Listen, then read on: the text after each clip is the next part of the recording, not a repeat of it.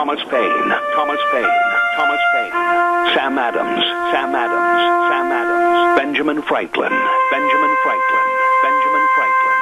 These men spoke up for what they thought was right.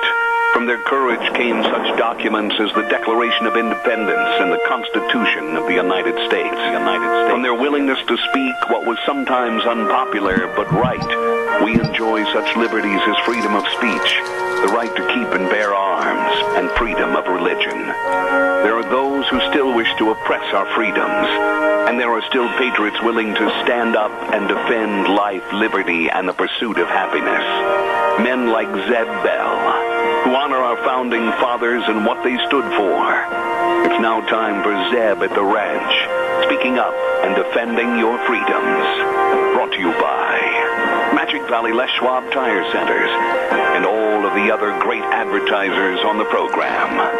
And now, Zeb Bell. I think all of us at one time or another have felt this way.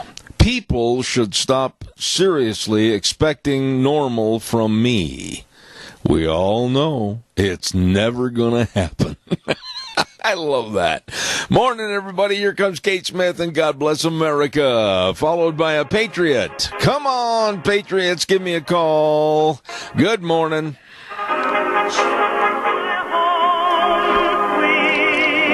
And a good morning to you. Wheels, if you can boost the feed line to me just a little bit, I'd appreciate it. We're down a little bit. I don't know if that has something to do with the server or not, but give me a little bit more gas, and we'll say good morning. Zeb at the Ranch, and of course brought to you by our major sponsor, your Magic Valley Les Schwab Tire Centers. All 7 locations serving you with the best of tires for your wintertime driving. And then also, don't forget some of our great advertisers, like Burley Physical Therapy and Rehabilitation at 1263 Bennett Avenue, Suite 2 in Burley, helping you get back to being you.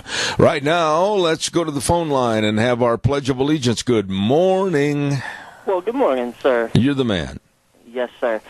I pledge allegiance to the flag of the United States of America and to the republic for which it stands, one nation, under God, indivisible, with liberty and justice for all. Thank you very much. And right now, let's go to the weather forecast. And our weather brought to you by Roger and the crew. Roger and out over there at K&R Rental at 256 South, 600 west of Hayburn, right there on the Burley-Paul Highway. Wonderful folks that really understand and know all about the best tools and equipment that you may need to finish any kind of a project. Well, you got into the project, now you go, don't know what I need to finish this. Well, call them. They'll help you. 678-3122. The number to call, K&R Rental on the Burley-Paul Highway. And right now, here's Gina with the weather. We do have a storm front that's moving into the area, and it's going to kind of hang around for the rest of the week. Here's a look at your weather forecast. More snow is expected this morning. Then it's going to be a rain-snow mix by this afternoon, so please be careful if you're out there driving. Snow accumulations of about an inch possible. We are expecting a high of 39. For tonight, chance of freezing rain and snow mix with a low of 34. That is going to carry over for tomorrow, plus some patchy freezing fog in the morning. We are expecting a high of 43 with an overnight low of 32. Hopefully by Friday, that's going to clear out, but really don't think so. Chance of snow before noon, and then rain and snow mix, mostly cloudy skies by Friday. Plus, it's going to be breezy as well. Winds out of the west right around 23 miles an hour, high of 40. And as we take a sneak peek at the weekend, hopefully we're going to see a little bit of sunshine on Saturday with a high of 38. And that's a look at your weather forecast for Zeb at the Ranch. Thank you, Gina. And right now, ladies and gentlemen, the weather brought to you again by K&R Rental at 256 South, 600 west of Hayburn, and easy to find right there on the Burley-Paul Highway. Please stop in. They open the doors early in the morning at 7 a.m. K&R Rental, serving you, 678-3122. Holy moly, we've got a lot of news to get into this morning. I believe at 10 o'clock hour this morning, during the Idaho Fish and Game Hour, we're going to be introducing the new commissioner. He's going to be on the air, and we've got all kinds of things going on. Want to remind you, too, about Ramsey Heating and Electric at 2600 Overland Avenue in Burley. Oh, my goodness, they, too, get there early in the morning. Start at 7:30, open until 5, Monday through Friday. And it's not bragging, it's a fact. they're the best. They have all of your heating, cooling, and electrical needs, and all they need is you to make the package complete. Come on in there or give them a call. They can and help you with warm winters and cool summers all the time at Ramsey Heating and Electric. 678-0459. You get a hold of Ramsey's today. Really nice people. Your turn. All right, give me a call at 436-2244, 1-866-927-4587. Oh, my. Oh, my.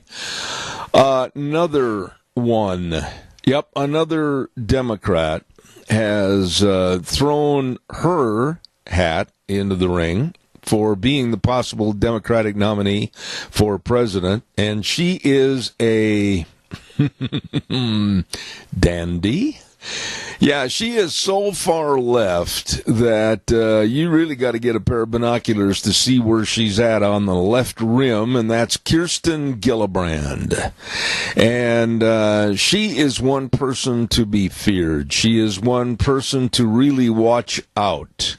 Along with Ocasio-Cortez, these women are very dangerous in some of their proposals and some of their very extreme socialist ways and means that they want to incorporate into our great United States of America. So she's going to try and go as far left as she can go. She is a very scary woman. There was a comment earlier this morning on the news, and I really kind of adhere to this, that, what is there now? Literally, and I'm not making this up, what are there, 34 or 35 people that are considering running for president on the Democratic ticket? I mean, maybe a small city in Idaho, a small little township, whatever. And now with Gillibrand in there, most of the choices are extremely left in their thinking. And like Elizabeth Warren, and now Kirsten Gillibrand, and many, many others. And doesn't bode well. It does not bode well for what might happen in 2020.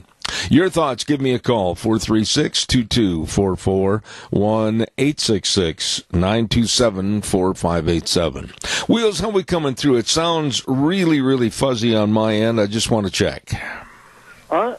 To be honest, I can hear the fuzz a little bit. It doesn't seem like it's interfering with anything, but all right. you sound good. If it gets any worse, I'm going to call back and try another line. Will do, sir. All right, thank you. Calls welcome, 436-2244, 1-866-927-4587. Caller, good morning. You're on the air. Good morning. Good morning. It's the Yummy Man with the Senior Center menu for today. What do you got, Joe? Well, we're going to have meatloaf and baked potato, green beans, and we'll have some fruit, and we got apple crisp for dessert. Oh, my goodness sakes. Apple crisp. It's not just plain apple crisp, though. You got to say it correctly. It is yummy apple crisp. That's right. Well, I tell you. Anybody wants to call in before 12? For $5, you can get one to go. All right, Joe. Well, listen, man, we appreciate you and all you do for the Senior Junction Senior Center on Overland and Burley. God bless you and have a wonderful, yummy day. Thank you. The same to you and your listeners. All right, my friend. Thank you very, very much. You know, I've been kind of dinged up the last couple of years and have had to go to some folks that have really helped me, and that's Burley Physical Therapy and Rehabilitation. Located at 1263 Bennett Avenue, Suite 2 in Burley, and the number to call, 678-1191. That number is a number that's going to help you get back to being you. You call Nick Greenwell, and all the physical therapists there can help you with all the exercises and the use of the hydrotherapy pool, all of this and so much more to get you back on track. They're located at 1263 Bennett Avenue, Suite 2 in Burley. Don't forget the number, 678-1191. Burley Physical Therapy and Rehabilitation. Wheels, are you right there by the microphone? I am. Okay, have you got some kind of a little ditty or a little tune that you can play? I'm going to try a different line because I'm having a hard time hearing our guests. So let me call back right away, okay? All right, sir. Sounds good. You put on the music. I'll be right back. Thank you. You're welcome.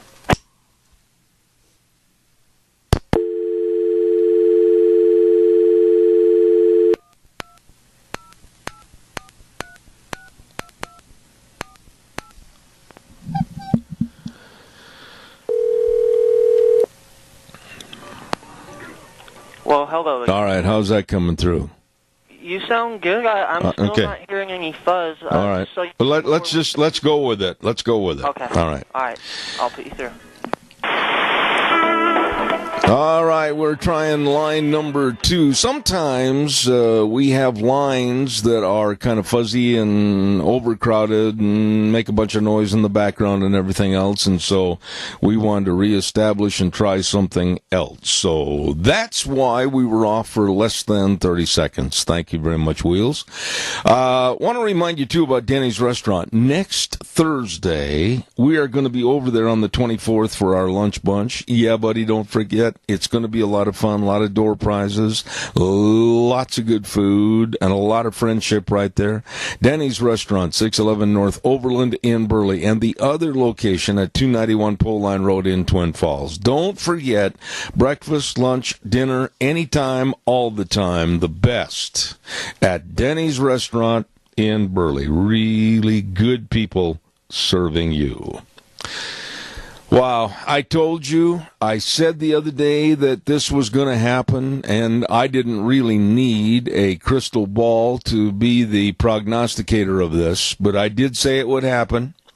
The left, with loons like Juan Williams of Fox News, and believe me, he's really out there on the left limb, and then Don Lemon over at CNN, and a host of others. They have absolutely tried to denounce President Trump on every single thing the man does or the man has accomplished. As a matter of fact, I'm going to skip ahead here a little bit in my story for you. 90% of all the news stories that are written about Donald Trump and his administration are negative and way to the left and meant to demean him and his presidency. 90%. Those are not numbers from me. Media research centers have studied this and come up with that figure. 90% are negative. Now, the latest of I told you this would happen, and it did, was regarding the Clemson football team. During the shutdown of the government and staff members at the White House, President Trump had already in advance invited Clemson University's football team to come over to the White House. And so President Trump, out of his own pocket, and that's not said at all. I mean, they just are cussing him because of the menu. But President Trump paid for the entirety of this gathering. I think there were close to, when you take the team and the managers and everybody else in the White House and various personnel, probably 300 people there. Well, Trump pays for the whole ball of wax out of his pocket. Now, here is where the left comes in. Why? President Trump can't get any credit for that. Why, we've got to go after him. We've got to attack him. So, some of the left are coming out and saying that the lunch for the Clemson University football team was demeaning. Some said it was disgusting. Some said because it was in the White House, it was an embarrassment. Some said that the use of the fine china and the use of all the silver goblets and everything else was demeaning and absolutely not worthy of the Clemson football team when they were eating burgers and pizza. You know, most of the players that were interviewed, and I did hear some of them, and the coaching staff, they thought it was one great fun event. where they felt relaxed. They didn't feel like they had to go in and sit stiff-backed and stiff-necked and make sure their little pinky finger was raised to the right elevation. They didn't have to go, excuse me. They just had a good time. And most all the players said it was really cool, that's the word that was used, that President Trump would be standing in the serving line and handing out a lot of the burgers and the other stuff. They thought it was fun. They thought it was great and a great tribute. But then you get your loons, and this man he's a loony twit by the name of Juan Williams. He said, now listen to this carefully. Williams said that by serving hamburgers, Trump made the event all about him. Yeah, chew that over for a minute. Now move it over to the left side of your mouth. Chew it again a little bit. How in the world could it possibly be construed as all about him by serving burgers? You know, whether it is burgers or border control, they're going to come after Trump in every way, shape, and form. The man can't win. The man cannot get an honest shake in the government and or the media. What are your thoughts? Give me a call, please. Come on, 436-2244, 1-866-927-4587. Caller, I'll be right there. I want to remind everybody about Stoats Equipment, your John Deere dealer at 119 Overland and Burley. Oh, my goodness, every Tuesday they have a great segment called Stoats Equipment Ag Minutes with my dear friend Vic telling us all about John Deere and all about ag in this area. So don't forget, next Tuesday, 9:46, Stoats Equipment Company, your John Deere dealer. Caller, good morning. You're on the air. Good morning, Zeb. You know, they're going to attack Trump on anything he does. I don't care what it is. If he'd have served them filet Chateaubriands and, you know, hearts of palm salad and something like that, they'd attacked him for that. Oh, yeah. The fact that he paid for the meal instead of letting the government pay for it, which our previous presidents would have done it the other way. They're going to attack him for that. Yeah. And, you know, these candidates that are running, I hope every Democrat in the world runs, because that'll just show you the more that run, the more that people don't want them. They'll have to end up with one person, and hopefully it's Trump again. I don't know. I'm a little bitter on what's going on in our country right now. Well, let me ask you a question, Jerry. At all. Jerry, I think it's nothing but a sham. Jerry, let me ask you a question quick. And Wheels, turn Jerry up just a little bit when he's talking. I'm having, like I said, something's wrong with the line this morning. We're having a hard time. Jerry, what are your thoughts? With me this morning, I've got a little bit of a cold. Well, wait a minute, Jerry. We can't both talk at the same time.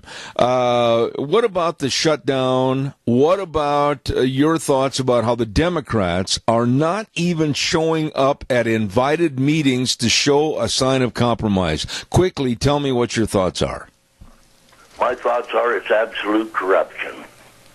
I think it's terrible. They need to be working to solve the problem, not doing everything they can to keep it going, and that's what I feel is happening. I think the Democrats are saying we will not give $1 for a good reason. They want it shut down. Yeah. And I wouldn't, if I was in Trump's shoes, I'd do the exact same thing he's doing. I'm glad to hear I'd that. hold the line until they became social people and negotiated. I couldn't agree more, and it's a very tiny amount he's asking for. Yeah. Well, it's less than 1%. Less than, and I want to amplify this louder, less than 1% of our budget. And the Democrats are dragging their feet, creating harm to all these folks in the United States because they will not sit down and even compromise. They were invited to another lunch yesterday, and nobody showed up. Well, some people are going to die because of what's going on with people coming across that border. And to me, the Democrats are as guilty as they can be for not wanting to stop it. Yep. I think it's a shame if one person in our country dies because some illegal alien got by with breaking the law. Amen. Hey, man, I appreciate it, Jerry. God bless you and your family. Oh, wait a minute. I heard a rumor that you and your lovely young bride are celebrating an anniversary this week. We are. We are doing that this Friday. Well, how many wonderful years has she put up with you? Well, I think it's quite a few. I can't remember exactly. It's right around 50. All right. Hey, God bless you, man. Happy anniversary, and we'll talk to you later. Thank you, Jerry. You bet. Have a wonderful day. May the Lord bless you and all them young people out there listening. All right. Thank you. Old people would. All right. Thank you, sir. Hey, don't forget, if you've got animals, there's no sense having them if you're not going to take care of them, for Pete's sakes, and keep them healthy. And people that really care about your animal's health, of course, Ark Animal Hospital at 750 21st Street near Connection Credit Union in Hayburn. Now, Dr. Bill, Dr. Jordan, the whole crew, and I mean the whole crew, it's a team effort over there to make sure that your animals are taken care of, whether you got little bitty puppies and kitty cats or you got great big dairy cattle and horses and everything else. They want your animals healthy. So please, if there are problems, call them at 678-1177, 678-1177. Ark Animal Hospital in Hayburn, where they have warm hearts for cold noses. And oh, by the way, too, don't forget, on Mondays we give a dozen cookies away from Sophie's Chatterbox right there on the square in Rupert. Oh my goodness, good eating in the restaurant, great eating out of the bakery. They can do anything and everything. Pies, cookies, cakes, wedding cakes. Oh, beautiful. Everything's delicious from Sophie's Chatterbox, 530 East Street in Rupert. All right, calls are welcome. 436-2244, 1-866-927-4587. I got to tell you from personal experience, and I mean this, I have been invited to a lot of those kind of stiff-necked type atmospheres, luncheons and little conventions and little award ceremonies where everybody had to be so prim and so proper, and you had to sit there and be stiff as a board, and you could not wait for the thing to get finished, to step outside, undo your tie, and run as fast as physically possible to get to your car and get the heck out of there. But you take a situation like what happened at the White House with the Clemson University football team. And I'd like to ask you, would you rather go to a real stuffy, snooty event where everybody's sitting at a table and one arm is on their lap and the other one's on the table, perhaps holding their little coffee cup or their teacup, and they're being, oh yes, what a wonderful day. Well, the weather is so charming outside. Well, we had a wonderful tour of this room. Oh, it was so elegant. Oh, get out of here. If you're like me, no. I'd rather go in there and have the president like he did. Loosen your ties up, boys, and hit the chow line, and God bless you, all of you, for being here, and congratulations to the champion football team, the Clemson Tigers. It was relaxed. It was nice. What are your thoughts on that? Give me a call, 436-2244, 1-866-927-4587. I'm telling you that no matter what Trump does, he could stand on a street corner in New York, or he could walk down all the corners of New York and literally hand $100 bills out to people that were destitute, the homeless, etc. And I'll guarantee you, the news that night would say Trump was on the streets of New York today pandering and buying votes. Honestly. Don't forget Dino Septic Service, the very, very best at what they do. They've increased the size of their business, oh yeah, and to better serve you with the best of septic tank pumping and septic tanks and drain fields installed, water and sewer lines installed, sewer and sink drain lines cleaned, liquid waste removal. Ooh, they do it with a smile on their face. They are good. Call them today, 436-6526, or in Burley, 678-1638. Dino Septic Service. excuse me, fast, fare, friendly service. I knew I was going to choke. I could feel it coming on. And don't forget, they've got that big truck that says, smells cargo on the way. I'm all choked up over Dino Septic Service. You should be too. Good morning. Thank you very much. Time for a drink of ice water before I choke to death. That helped a little bit. Good morning. Calls are welcome. 436-2244. 1-866-927-4587. Did you hear? Honestly, this takes the cake. Do you know who David Webb is? Well, he is a radio talk show host on the East Coast. David Webb, nice guy. Really a nice man. Well, yesterday on his radio program, he had a black woman activist on the program. Oh, she was more than just a black woman activist. She was a feminist. And during the course of their conversation, and I'm kind of giving you this in a paraphrase situation, but in the course of their conversation, she got off on white privilege. White privilege. And all of a sudden she made the statement like, well, David, of course you as a white man would know that you have white privilege. The only problem with that statement is, and was, David Webb is a black man. Here, hang the word up. Oops, double O-P-S, oops. She had nowhere to go. Her bird crashed into the window. And she apologized, and basically it was the end of the conversation. But for her, this woman, to get on there as a black activist and feminist, and then start demeaning people about white privilege and not knowing or taking the time or doing any effort to research or do some prep work on the interview, knowing that David Webb was a black man, and he said, of course you don't know that I'm black. And you could have heard a pin drop as she, she had nowhere to go. Anyhow, that happened yesterday on the David Webb Show.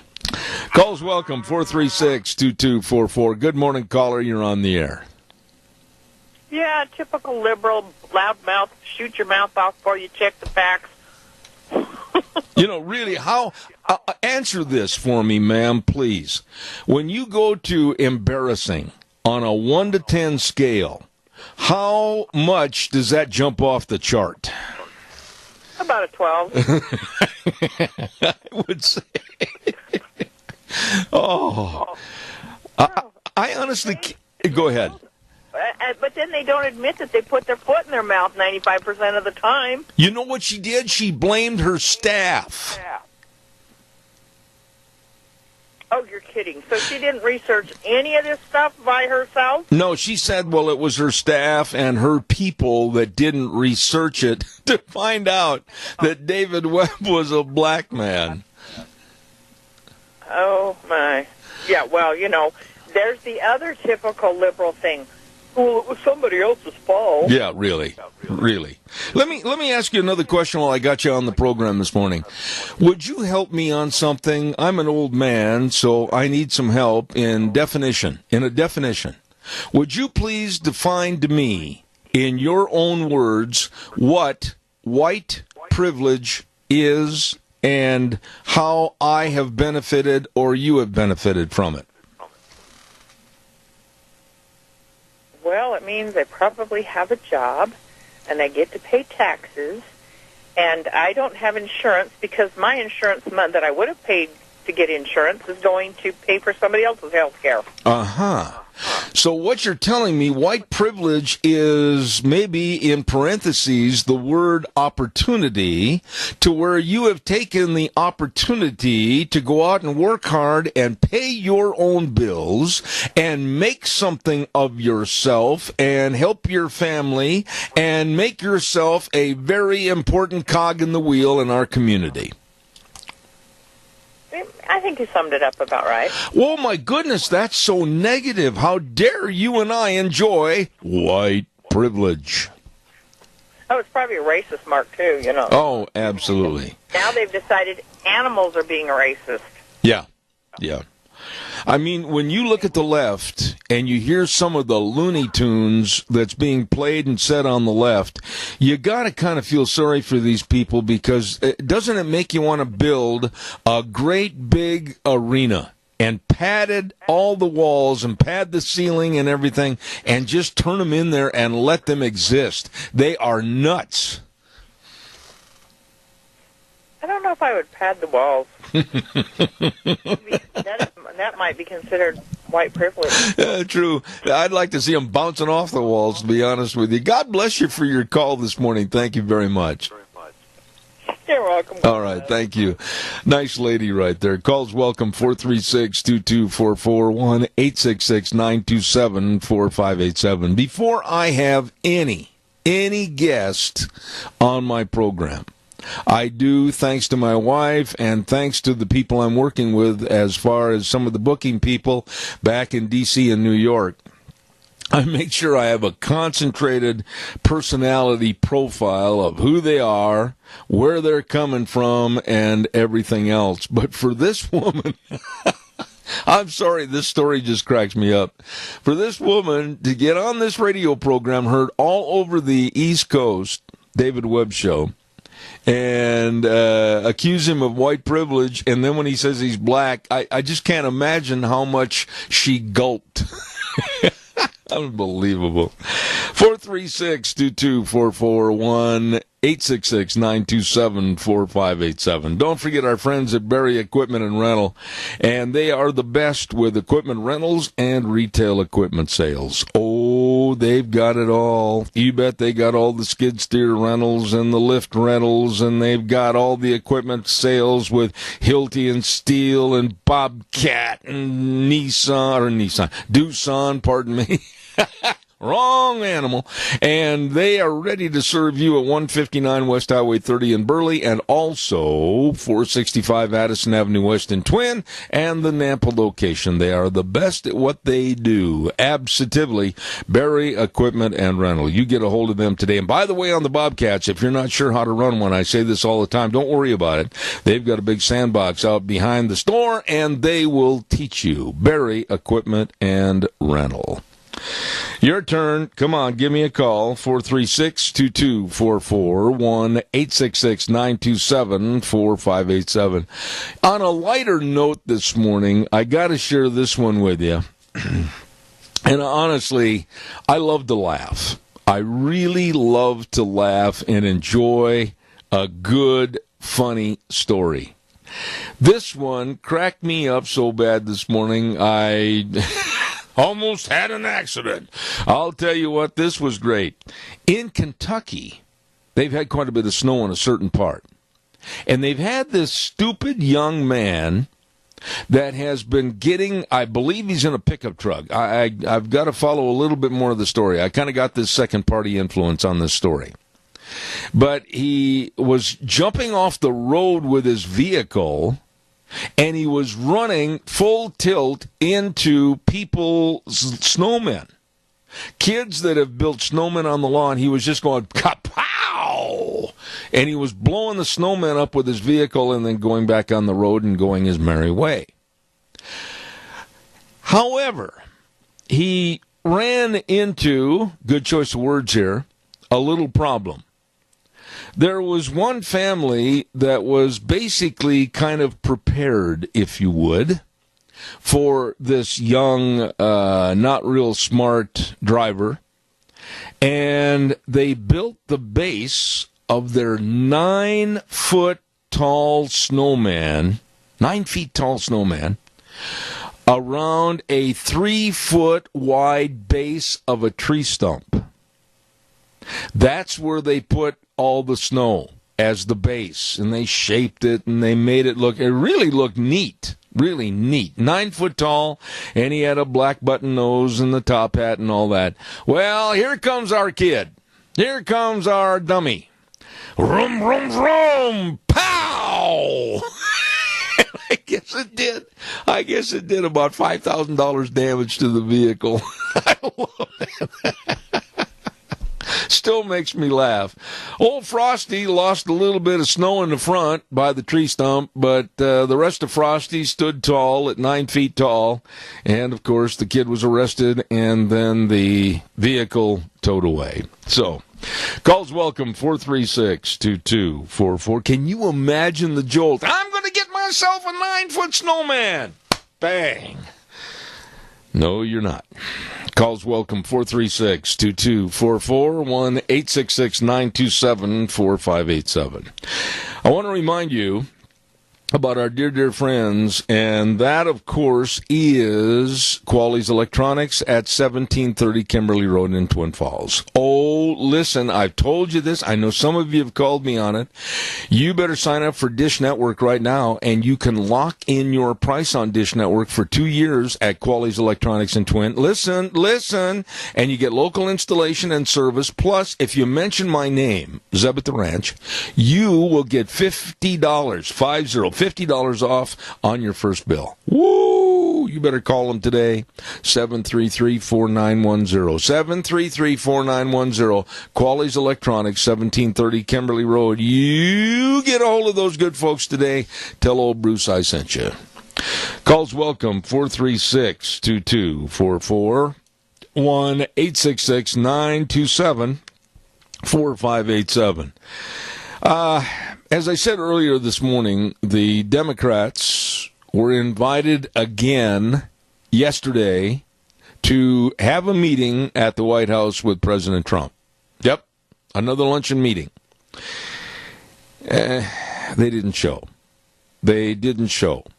And as you've heard on previous broadcasts, excuse me, and newscasts this morning, it looks like Speaker Pelosi and Chucky are warning all the Democrats not to speak about it, do anything about it, or talk to the media about it, or anything. But they're not listening. Some of the new Democrats are sick and tired of the way this is going without any compromise, and they're starting to talk, about compromise. Well, this has got to end pretty soon. It's ridiculous. And then yesterday, when it came up about Donald Trump and wanting the wall and wanting border security, I about flipped my wig and I don't wear a wig, it's real hair, but it's thinning. I about flipped my wig when I heard Democrat Debbie Wasserman Schultz, you know, the kinky-haired one that's been in so much trouble, and Democratic strategist Chris Hahn, and they both yelled emphatically, there is no border crisis. There is no border crisis. Trump is making up the whole thing. And then when pushed, they also said, no terrorists are coming into this country. I had on the program earlier this week a full-time Border Patrol agent, vice president of the Border Patrol Council, and he told us and you exactly what's going on down on that border. Yes, it is a crisis. Yes, there are unknowns and terrorists coming across the border. Yes, the crisis with all the deadly drugs is so dangerous right now. And here's a guy that works on the border. Here's a guy that knows firsthand, real live time of arresting people and going out and putting his life in danger, what really is going on down on the border. And then you have these flakes, these absolute flakes like Schumer and Debbie Wasserman Schultz and Chris Hahn yelling at the TV camera that there is no border crisis and no terrorists are coming into this country. What do you think about that? Please, I'm going to do a weather forecast. Don't let me down. Give me a call, 436-2244. I want to remind you right now, our weather is brought to you by Mount Harrison Audiology and Hearing Aids. Oh, these are good people. And believe me, they want to make sure that you maintain good quality hearing health. Absolutely. So you need to call for a hearing screening. It's fun. Really, I had a good time doing it, too. It's not going to hurt you or anything like that. All of that at Mount Harrison Audiology and Hearing Aids. And the number to call, 312-0957. They are right behind the Minidoka Hospital, across from the emergency room. And that's, of course, Mount Harrison Audiology and Hearing Aids. And right now, here's Gina with the weather. We do have a storm front that's moving into the area, and it's going to kind of hang around for the rest of the week. Here's a look at your weather forecast. More snow is expected this morning. Then it's going to be a rain-snow mix by this afternoon, so please be careful if you're out there driving. Snow accumulations of about an inch possible. We are expecting a high of 39. For tonight, chance of freezing rain and snow mix with a low of 34. That is going to carry over for tomorrow, plus some patchy freezing fog in the morning. We are expecting a high of 43 with an overnight low of 32. Hopefully by Friday, that's going to clear out, but really don't think so. Chance of snow before noon, and then rain and snow mix, mostly cloudy skies by Friday. Plus it's going to be breezy as well. Winds out of the west right around 23 miles an hour, high of 40. And as we take a sneak peek at the weekend, hopefully we're going to see a little bit of sunshine on Saturday with a high of 38. And that's a look at your weather forecast for Zeb at the Ranch. I appreciate it, Gina. Thank you. Don't forget, for all your hearing health care needs, I know the people to go to. The best, Mount Harrison Audiology and Hearing Aids. The number to call for an appointment. Please write this down and call them today. 312-0957. All right, calls are welcome. What happened to my callers this morning? Come on now. Give me a jingle on the landline, 436-2244. 1-866-927-4587. What did you think about that with these people that have not been on the border? It was even amplified during the last newscast at 8 o'clock from CBS. Schumer, when have you seen him down on the border? What about Nancy? When has she been on the border? Or Dick Durbin? Or, for that matter, Debbie Wasserman Schultz or Chris Hahn himself. When have they been down there, maybe working arm in arm, linking arms, going with the Border Patrol, putting their lives on the line, stopping all the danger? Never. Caller, good morning. You're on the air. Good morning, Zeb. What I got to say, I don't want to make you think I'm for the Democrats, but if the Democrats were in President Trump's shoes, that wall would have been built, and we wouldn't have had this shutdown either. And the only reason I say that is because they're just fighting him. They're not fighting the wall. They're just fighting him. Oh, absolutely.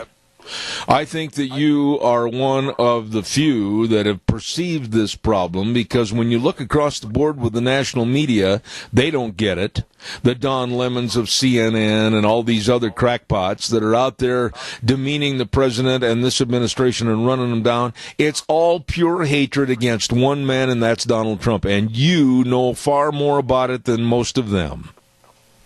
I think they know. I think they're just doing it to run President Trump down. Yeah, but when I said that, I know they know it, but you see, that's the way they perceive it to show the American people. They don't want to say it's just pure hatred for Donald Trump. And unfortunately, you will have to admit that the American public is so naive today that they'll swallow this story hook, line, and sinker. You're right there. I appreciate your call, and make sure you call again. I appreciate it. God bless you. Okay, bye. Thank you, sir. Nice man right there. He's right. It's all about hating Donald Trump. Why? All right, that's fairly easy to discern.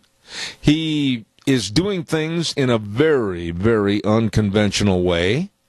But wait a minute. Stop. Turn the key off for a minute. They're working. The unconventional ways that he is done and employed are working for this country. And the Democrats can't stand that. They want the status quo and the same old, same old. Caller, good morning. You're on the air. Well, the reason I hate Donald Trump mainly is because he's thrown a monkey wrench into the plan of the elitists of both parties to create this so-called utopian one world order where we'll be all slaves and a handful of them will be our masters. And of course, that's under the United Nations, which is the world government in the making, which it almost already is. But, he has just, done so many things, and he's not part of that system. And so the fact that he got in there, he wasn't one of the good old boys or girls. And so consequently, they have come down on him since he announced his candidacy for president.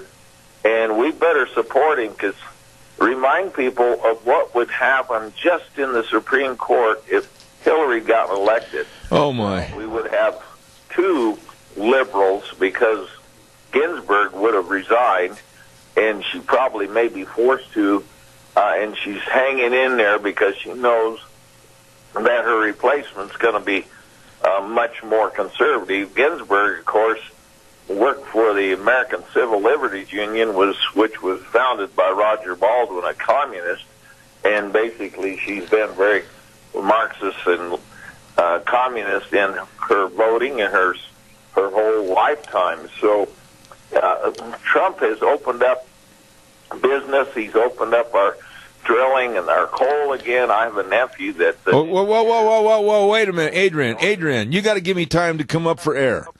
Sure. Let's talk a little bit about oil. Real quick, and I want short answers. I can't have you ramble because I've got time constraints. But oil, right now, we are the leader in oil exploration and oil processing and oil exporting. We are number one, numero uno. And the idiocy, and that's what it is. That's what it is, the idiocy of the left, starting with the Kirsten Gillibrands and, of course, the Elizabeth Warrens and the Ocasio-Cortezes and the Dick Durbins and everything that want to turn us into a new Green Deal. That's what they're calling it, to where in a matter of a few short years they want to eliminate all fossil fuels and turn this country into 100% green solar and wind energy and make us regressive to the point where we're going to lose everything. That's the incompetency and the idiocy of the left today. Oh, absolutely. A miracle took place, in my opinion. I grew up in southeast Wyoming. 19th of September, I'll never forget it, coming across Wyoming.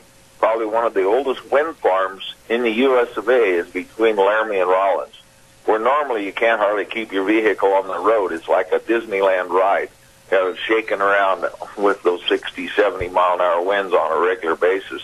There was no wind. I actually pulled over because I thought maybe they shut them down for some reason. There was no wind. But wind and solar, as you well know, will not power our diesel trucks that haul our commerce. It just won't work. Well, the thing that the thing that I want to stay emphatic about, and it's my number one passion, is agriculture, and the devastating effect that a stupid, simplistic, absolutely twisted mindset for green energy going into agriculture is so repulsive. I'd like to see how we're going to literally pick up a hoe and all of us go out and try to feed the world on a little 1-acre parcel that only human beings can till, because tractors are going to be null and void. Well, absolutely. In my 47 years here and working the last 45 years in developing new techniques like foliar feeding and soil conditioning, we have doubled potato production in Idaho. It's gone from about 250 to almost 500 sacks the acre. And, of course, there's, but like you say, the Agenda 21, we have to realize this is coming from the UN along with Common Core and the refugee program and all of this crud that's coming out of the UN. We need to get out H.R. 204. I agree. That's on Congress right now. We need to get on Simpson and say support that, and our two senators as well, because this is where all the poison is coming down to our system. I got to go. What they want is to control everybody's life. I got to go. And they are doing that. I agree. I got to go, Adrian. I got to go. I'm late. I got to get my Les Schwab people in. But what you said. Get hold of those congressmen and get that bill and get us out of the UN. All right, my friend. Thank you. I appreciate it. Well stated. Well stated. Thank you very much. He's right. He's right. We got a lot of problems. And this green, as a matter of fact, tomorrow in the first hour, I'm going to be getting into a little bit about Warren and Pelosi and Ocasio-Cortez and show you with their own words, using their words, how backward, how absolutely dangerous these people are against our nation, its growth, and the continuing of trying to be the best and the leader of the free world. Oh, my goodness sakes, these people are scary. I want to remind you about our Magic Valley Les Schwab Tire Centers, all 7 locations serving you. They've got all the tires, all the tread designs, all the sizes. You can be ready for anything that road throws at you with the best of driving tires on your vehicle, cars, pickups, SUVs, from your Magic Valley Les Schwab Tire Centers, all 7 locations serving you. Absolutely. And, of course, all the best in brake service and front-end alignment, shocks and struts and batteries. Are you getting ready to go south for a couple of weeks and enjoy warmer climes? Well, make sure you stop in there if you're driving and have your car checked out and the tires, everything. You'll be ready to go from Lane and Rupert, Dave on Blue Lakes and Twin, Mike and Buell, Mike and Jerome, the Twist family in Paul, Daniel on Pole Line in Twin Falls, and Randy on Overland in Burley. The best, your Magic Valley Les Schwab Tire Centers. I'm late. Got to go to the news. I'll be back in 7.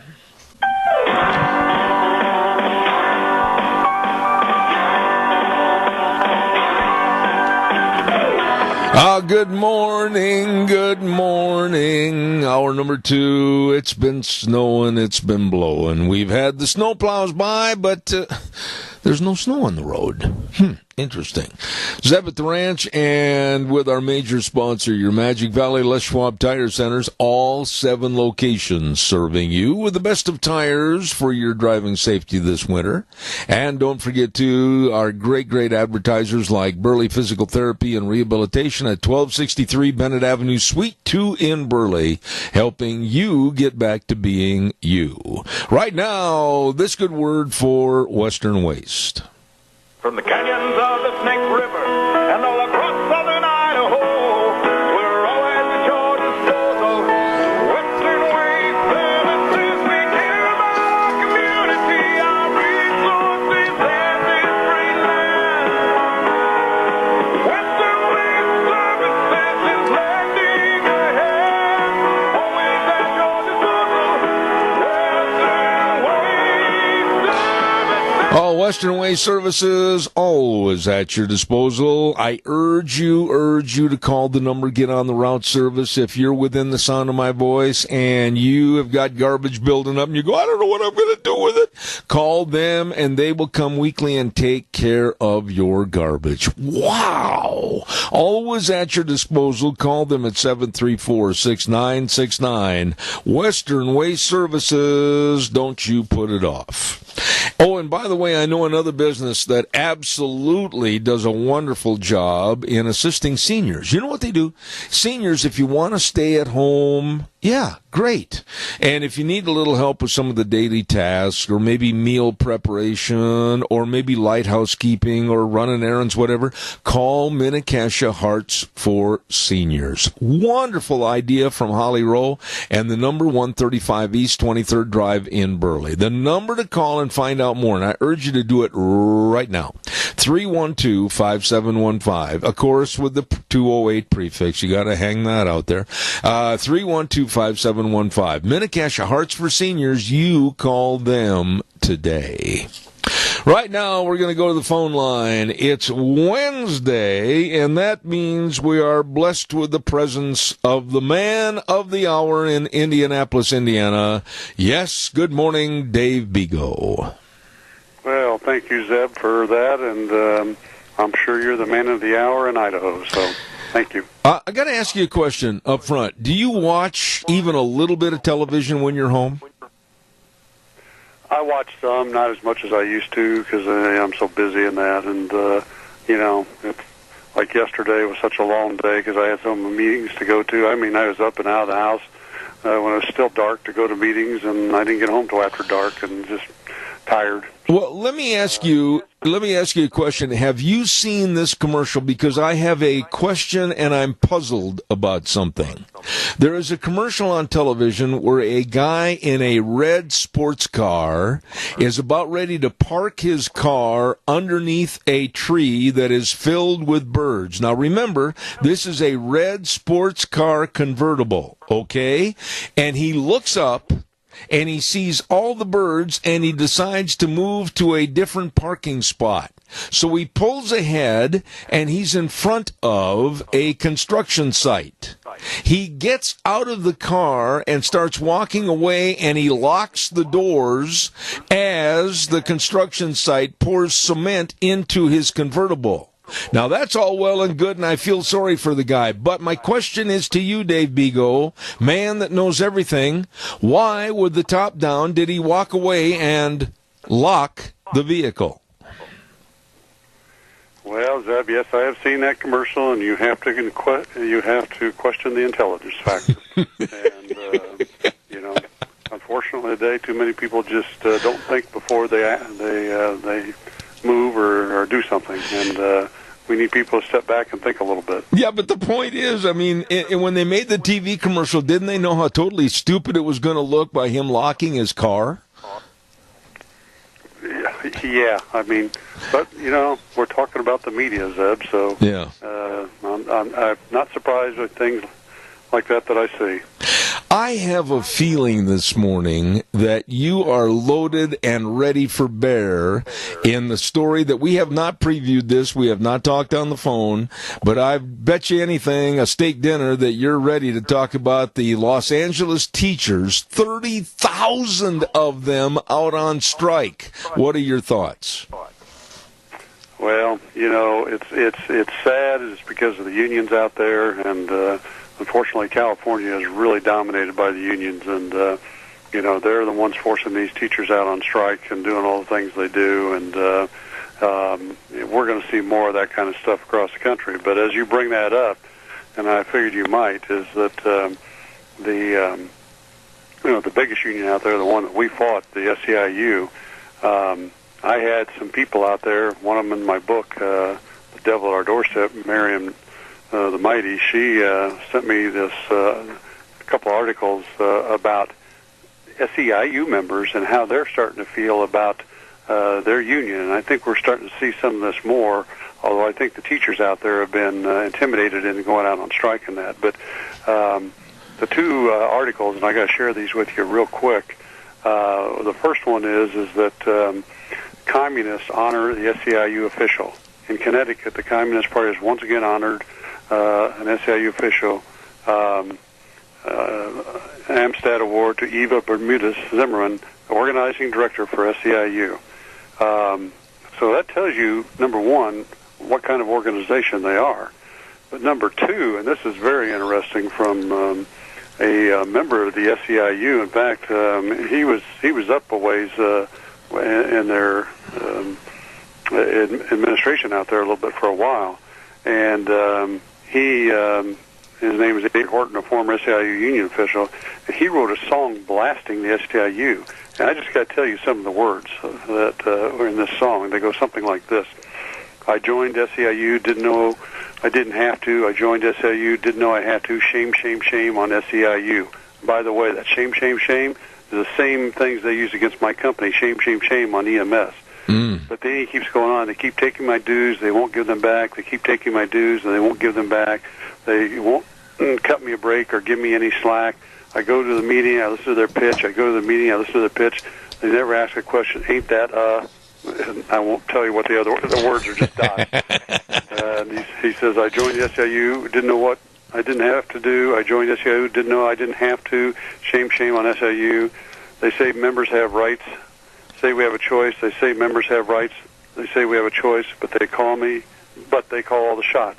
we ain't got a choice. And this is what's going on out there. Okay, well, let's talk about that just for a minute, because there was a gentleman on TV this morning. I caught it about 4:35 this morning, and he was talking about the teachers' strike, and he was saying that he's proposing, and I didn't get his name, and I apologize for this, but he's proposing to go to the teachers and try to talk to them, as many as he can, saying, hey, you don't have to go on strike. You do not have to go out and leave your students high and dry. You can tell the union to take a long walk off a short pier and go back and save the dues money, save your money, and save your job. So go back and teach the kids. Is this an attitude that more teachers should look at and just say, thumb their nose at the SEIU and other unions? Yep, the teachers union, the SEIU, and the bigger unions, the AFL-CIO, yes, they should. And but a lot of them are afraid to, because behind the scenes they're being intimidated.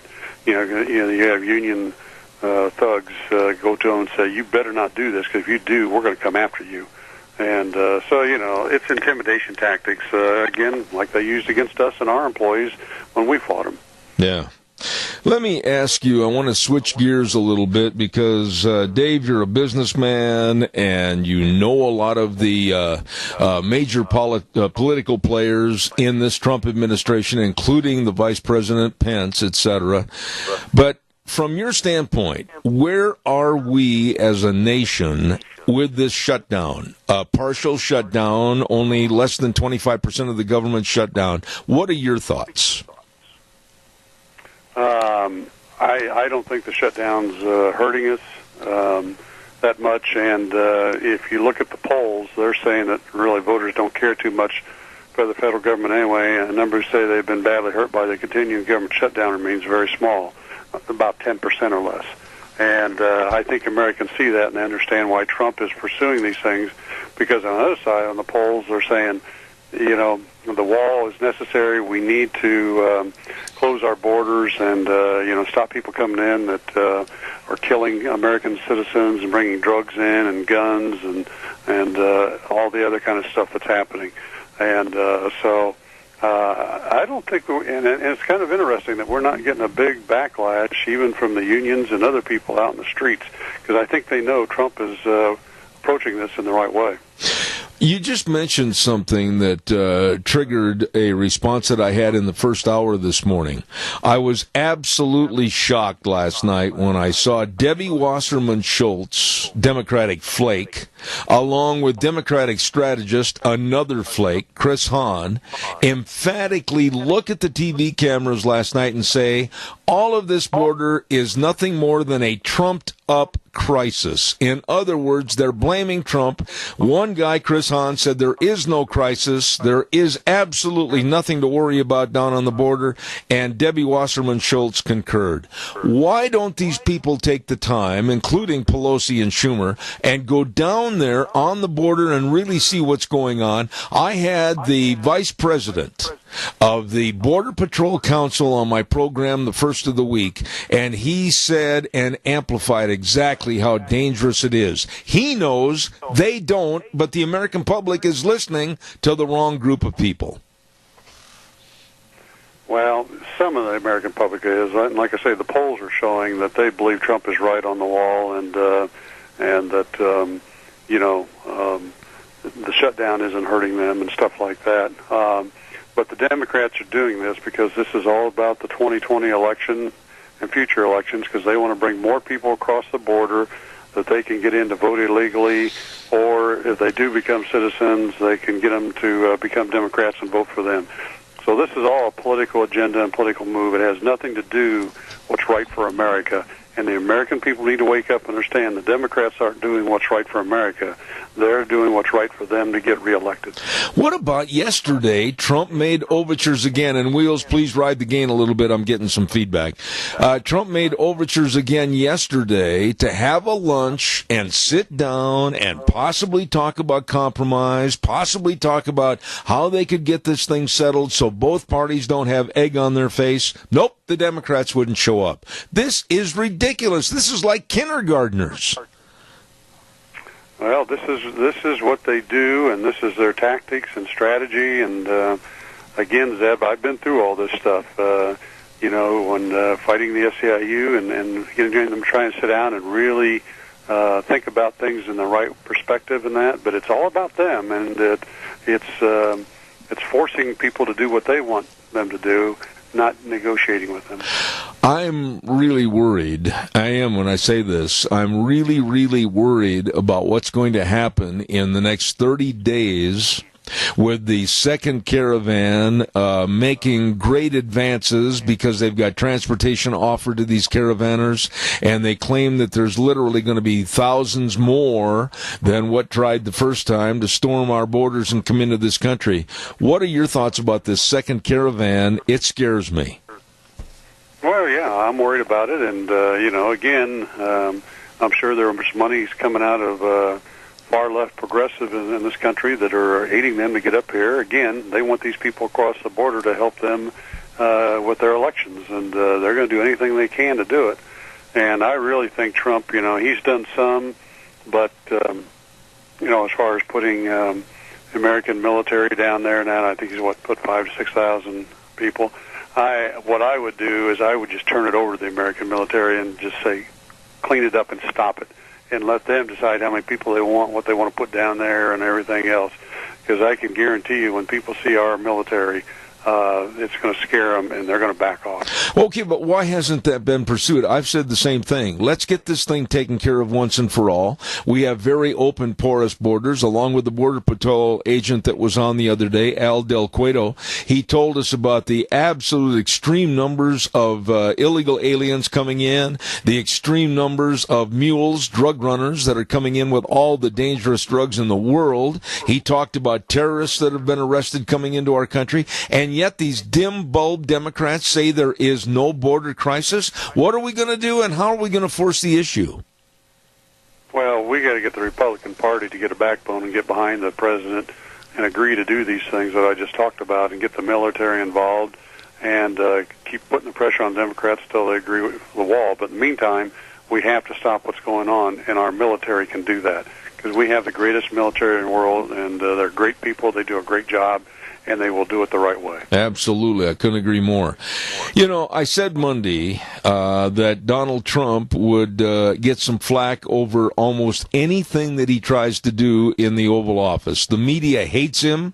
They're going to portray him as evil on every single subject. As a matter of fact, 90% of all the stories are anti-Trump that are put out in newspapers and television stories. But when he hosted Clemson University the other day, and I've talked to some of the people that were there.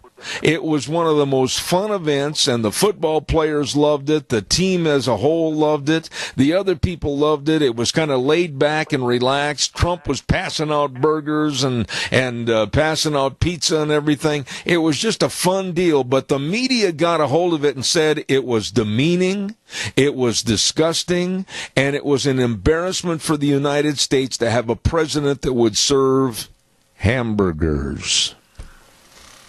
Well, that's what they do, Zeb, and I know I say the same things over and over again, but I've been through this, and this is what they do, and the unions are behind. They control the media, and they just go out and they attack you on every point and make you look bad.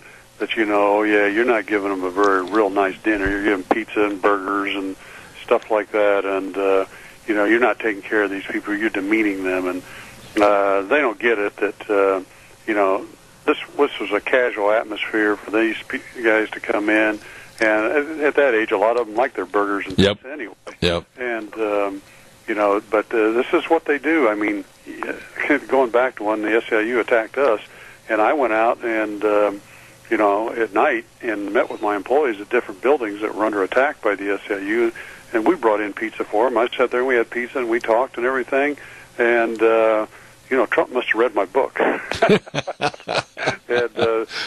know how to do it. And our people loved it, but some of the union organizers heard about it, and they said, "Oh, he's not treating them very well. Just giving them pizza." But you want to sit down, or you want to be in an atmosphere that is relaxed and congenial, and that's what he was doing. And that's the right thing to do. And it's too bad the media won't have a backbone and stand up to these people behind the scenes that are threatening them. You know, right there.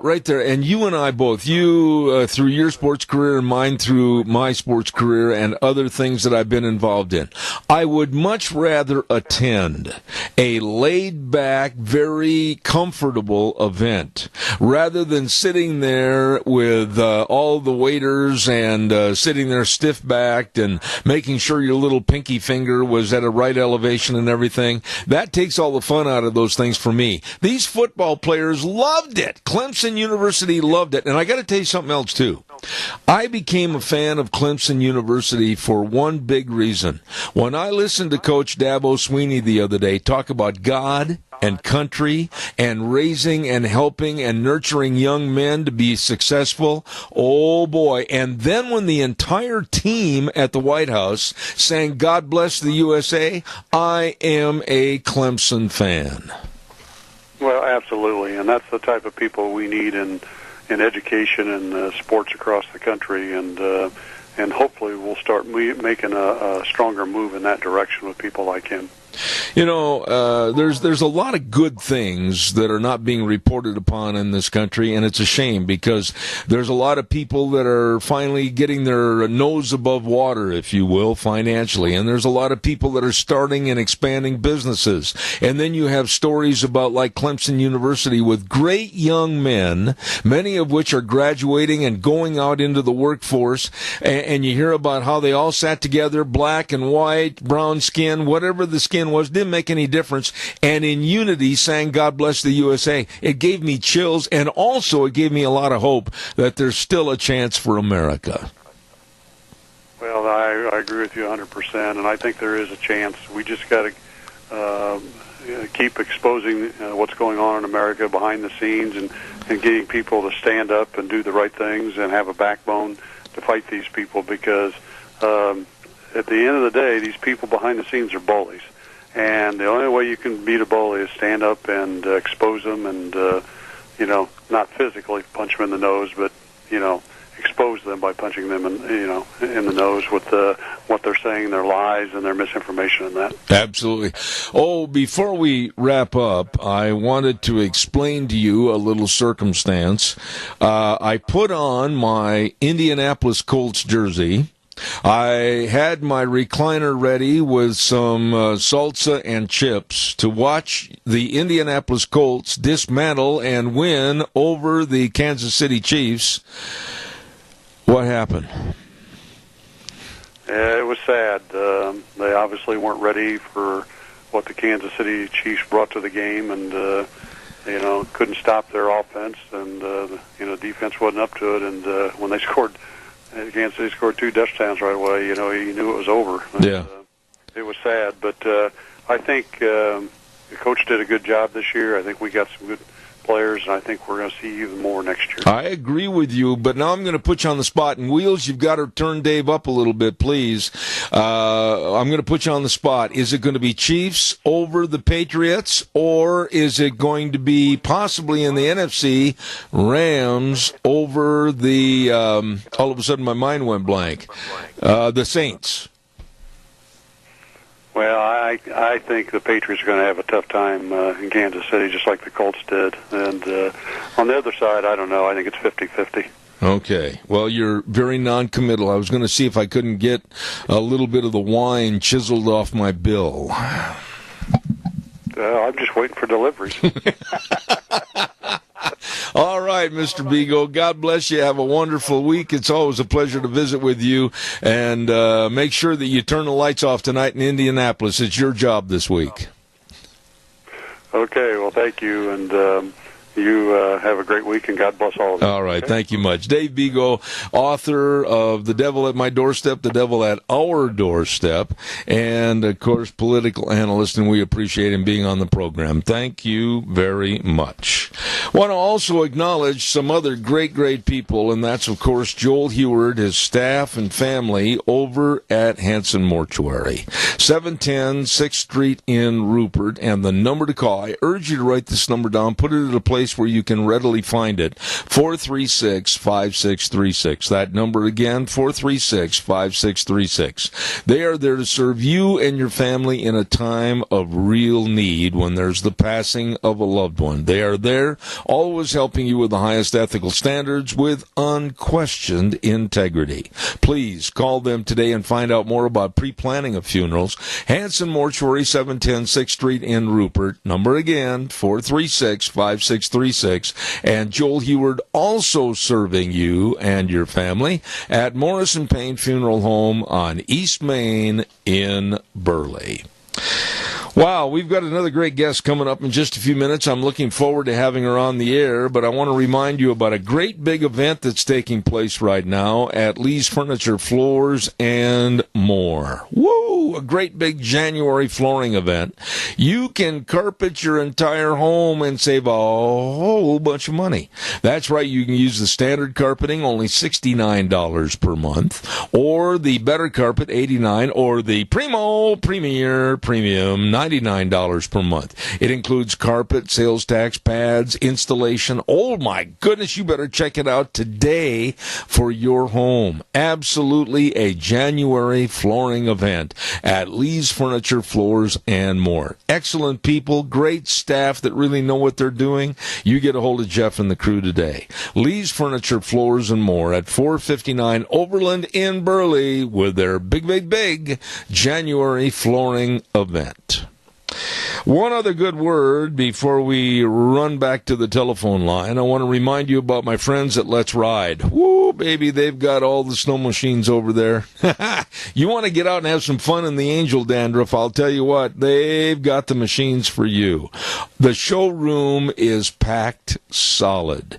And, of course, they've got all the accessories. And then the most important thing, too, they've got a super service department to keep you running. You better check it out today. They're located at 270 Highway 24 between Rupert and the World. They're open Monday through Friday, 9 to 6, Saturdays, 9 to 4. Don't you forget about them. Let's Ride, where the fun is sold. Well, we have a lady that I don't think has ever been on my program before, and I'm looking forward to having her on the show this morning, and her name is Carla, I hope I say this name right, Diadisi, and she's the founder of COL 1972, and we say good morning to Carla. How are you? I'm doing so well. How are you? It's a little chilly, and I'm looking at snow, but I hear you all are looking at snow as well. Yeah, now, are you on the East Coast, Carla? Where are you located? I'm an hour outside of Philadelphia. Oh. Pennsylvania, in the Philadelphia suburbs. I would imagine that you were a little bit disgruntled and disheartened that your Eagles went down in flames last Sunday. Indeed. You know, we're not a huge Philly Eagles what are they? Football? I don't even know what they are. Football family. However, when they won last year, obviously we got right on board with being so proud of our team. And, of course, we love the athletes on the team that are representing Jesus Christ and have such a great sportsmanship attitude. So Carson Wentz, I think, is the one gentleman's name, and Nick Foles, I believe, is the other gentleman's name. So, yes, we've certainly been more supportive than we ever have been of football. And, yes, everyone was very sad, not in our home necessarily, but in the surrounding area.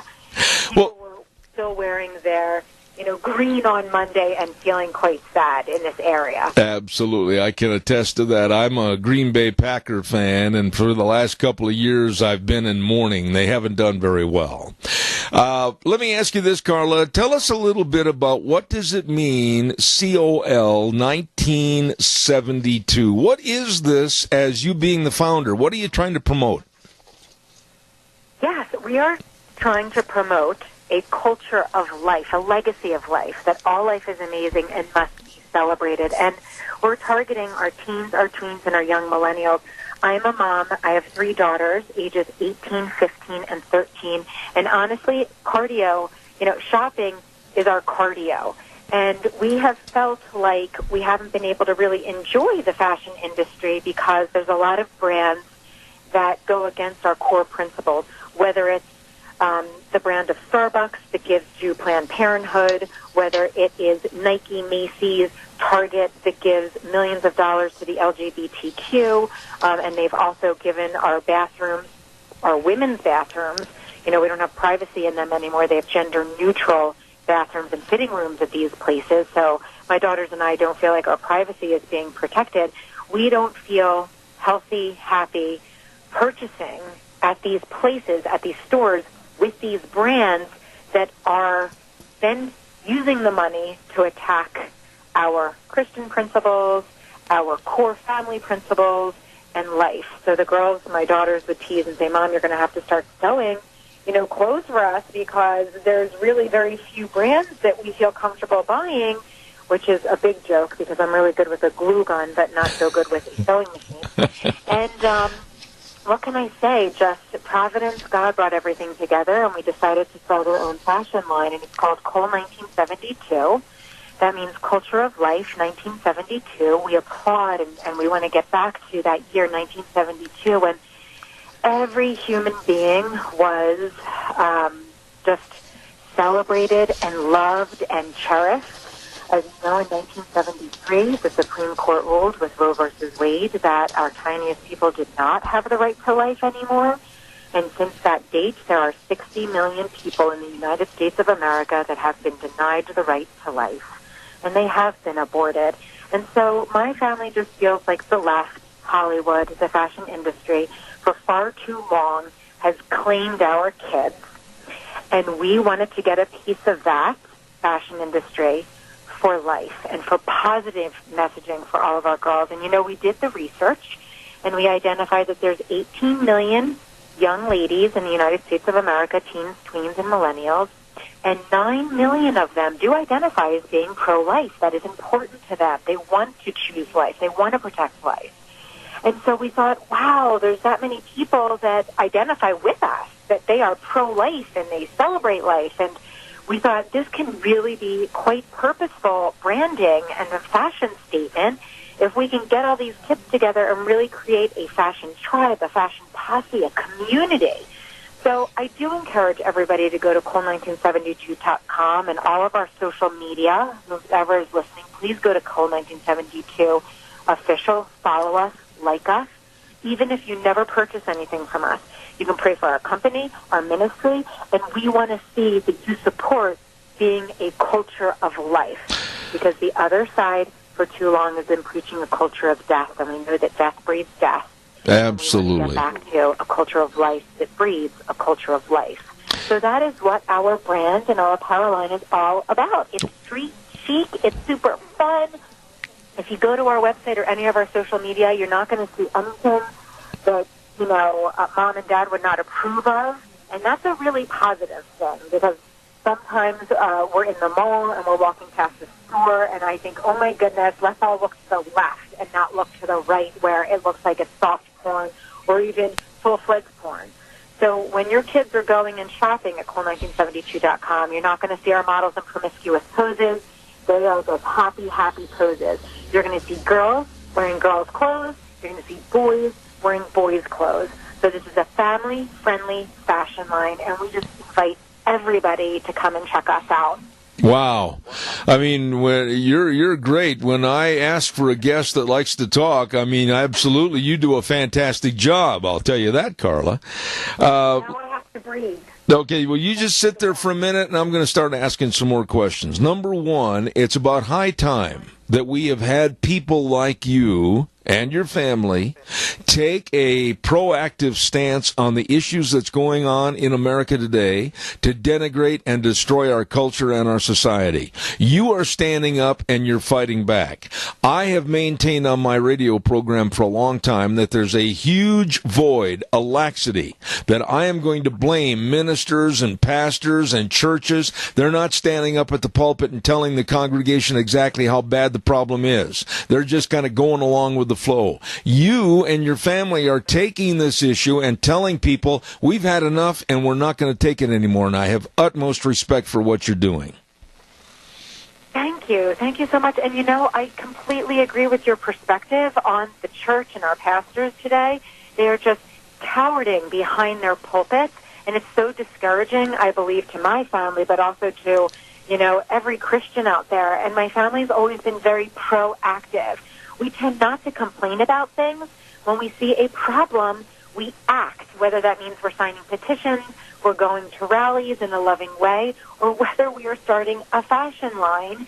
We want to create an environment for people that are just like us where they feel happy and glamorous. Because the messaging about life, we really don't even need to package it. It already packages itself so well. Life is beautiful. Life is amazing. Life should be celebrated.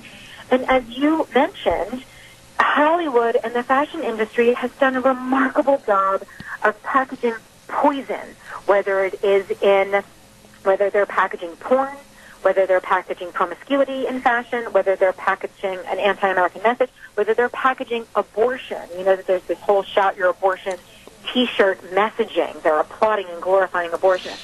There is nothing that should be glorified in any of those categories. They are hurtful and harmful to our children, hurtful and harmful to our families and to our societies, and indeed that is not what our founding fathers ever wanted this society to be applauding and glorifying. So I just invite people to join us. I believe strongly that courage breeds courage. And even if it's just that you wear one of our dad hats or our really super cool signature tees, and it's not a in-your-face message. You're not going to see any T-shirts saying we hate abortion or even pro-life on there. Because remember, we're trying to change the narrative. The other side has done such a remarkable job of that. They don't say, we want you to pay for all of our abortions up to 40 weeks in full. They say, we want women's reproductive health rights. Well, no, in reality, they want 60 million aborted babies to continue being aborted. And they don't explain to you how that happens, that, they go in with saline solution and burn the skin off of the babies and burn them to death and then have to suck them out of the mom.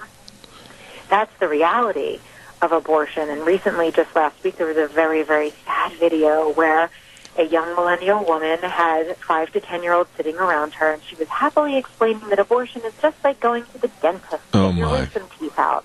That's a lie. It is rooted in such deep darkness. And, lies the consequences of lies are always terrible. So, again, we just want to create a life tribe. We want to reclaim the narrative that abortion is wrong, and we believe that our women are stronger than choosing the easy way out, which is to kill that baby that is inside of them. By the way, it's not going to be a baby from the moment that you conceive. You have a baby. You have a baby. You're not going to be a mother. You are a mother. And so when we think about that, Paul 1972 believes that every woman, every man is strong enough to support life. Sometimes it's not under the best circumstances, but we know that when we choose life and when we choose to do the right thing, there are always remarkable, fabulous consequences. Absolutely. That's what we'll promise. Carla, let me ask you this. Just creating a life tribe support for our kids, a legacy of life. Absolutely. Carla, I want to ask you this. Now, first of all, I'm going to make a statement, and I want to see if you concur with me or not, because I've said this on my program for many, many years, that in this United States, very unfortunately, we've been taken over by a cancerous culture that doesn't have the respect for life either from the unborn all the way to the other end of the spectrum with the elderly. We have lost the respect of life for the babies and the elderly, and it's almost like we're living in a hemlock society. Would you agree or disagree with that? I agree with you wholeheartedly. I know that the reason that we have suicide on the rise with our teenagers is because they know that we live in a culture of death and that we do not even protect the tiniest of people. I know that we have depression and hopelessness in our teens, and we have our teens cutting themselves, and yet the liberals in Hollywood continue to point our kids to all of the wrong answers for these problems of depression and anxiety. And I'm telling you, it begins with sanctity of life. It begins with telling our children that the people inside of the mother's womb do not matter. Doesn't matter. You can snuff out that life. And often I get concerned because I believe the left and the feminists and the Hollywood have more respect for the sanctity of dogs' lives than they do for the sanctity of human life. And that's just rooted in confusion and chaos. And again, that never leads to positive outcomes.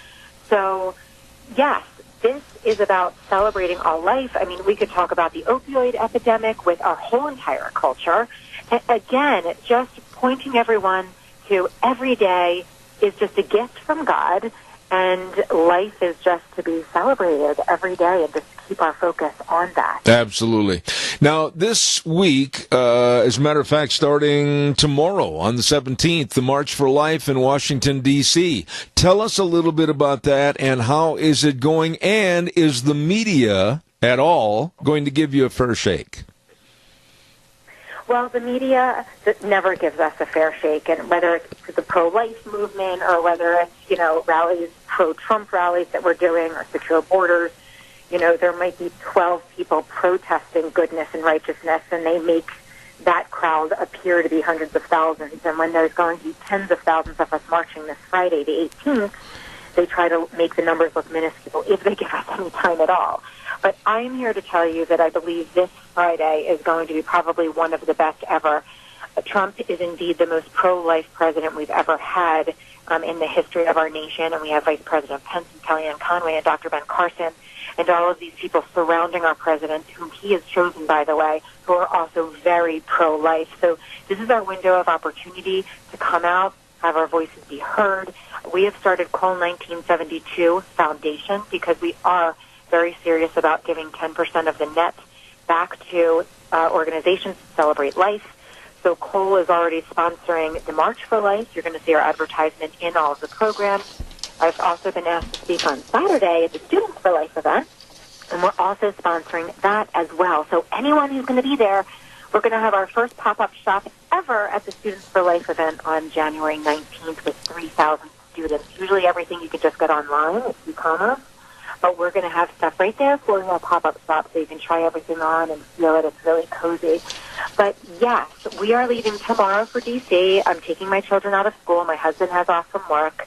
And we are all heading out down to Washington. And we're just going to be celebrating life. Lots of people are having hot chocolate parties and breakfast parties. Everyone's going to just be congregating and really just celebrating all of the great things that Trump's administration has done to support life. Let me ask you one final question here this morning, Carla, and I don't want to end on a solemn note somewhat because you have a very upbeat personality, and I love having you on my program.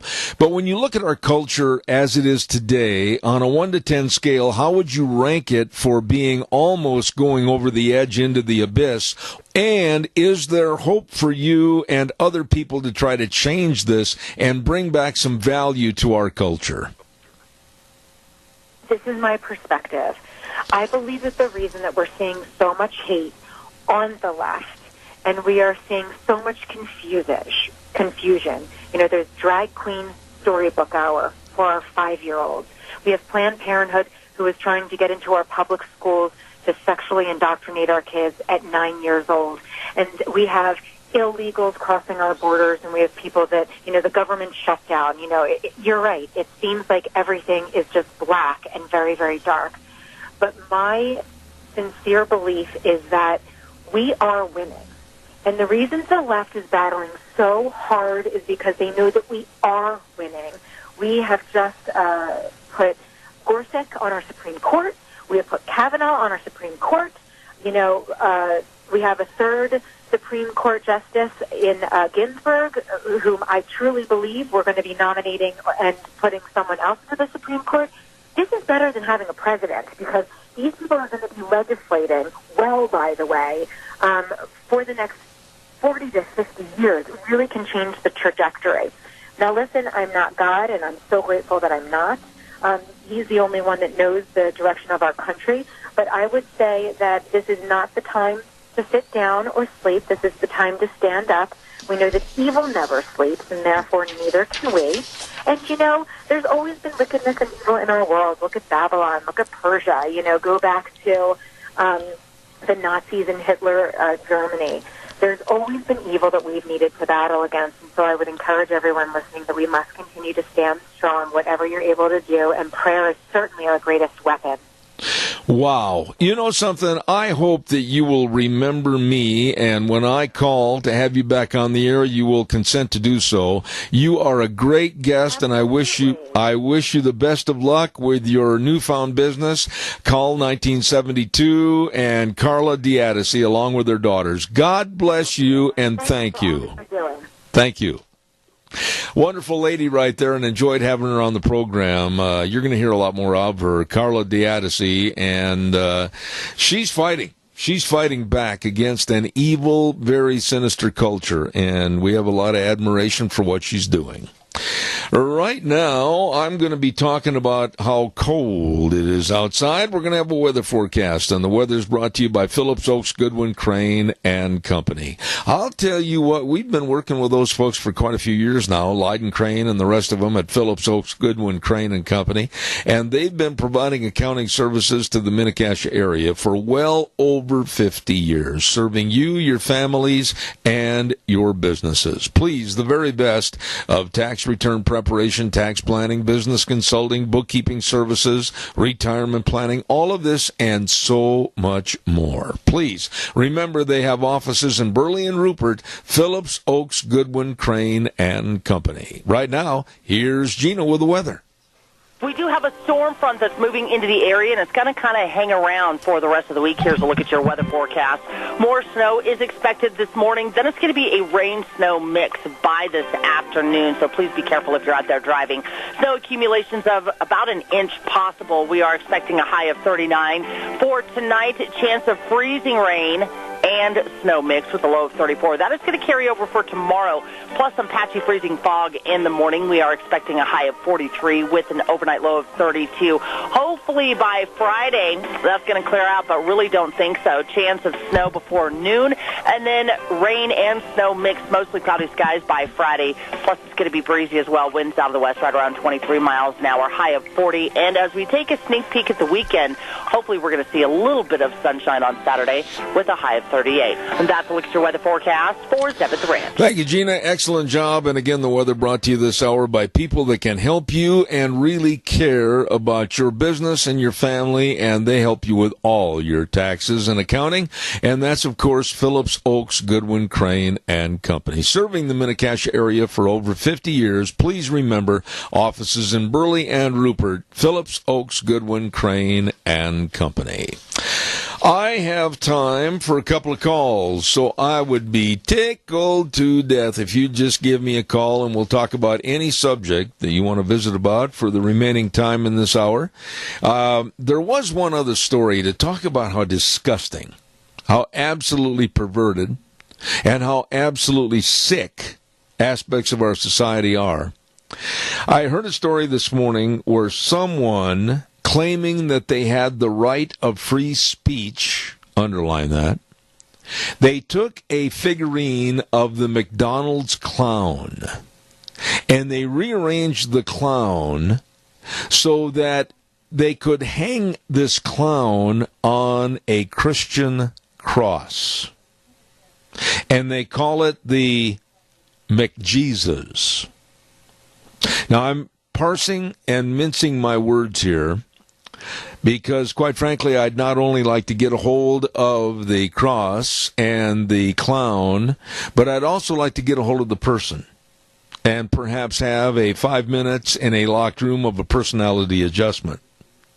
Christians and our beliefs are under attack and are being belittled, and they're being absolutely destroyed because of people that hate Christianity in our culture. But these people, or this person, demanding that this figurine be hung in a museum for all to see as bona fide artwork, it sickens me. And it should you too. Calls welcome, 436-2244, 1-866-927-4587. Don't forget our friends at Cameron and Siemens Insurance, Highway 24 in Rupert. Absolutely serving you. They're dedicated and responsive to your needs. All you have to do is literally just give them a call, 436-4424. That number again, 436-4424. Cameron and Siemens Insurance. Health insurance, life insurance, retirement planning, employee benefits, everything for you. Give them a call. Very helpful. Cameron and Siemens Insurance, Highway 24 in Rupert. Give me a call, 436-2244, 1-866-927-4587.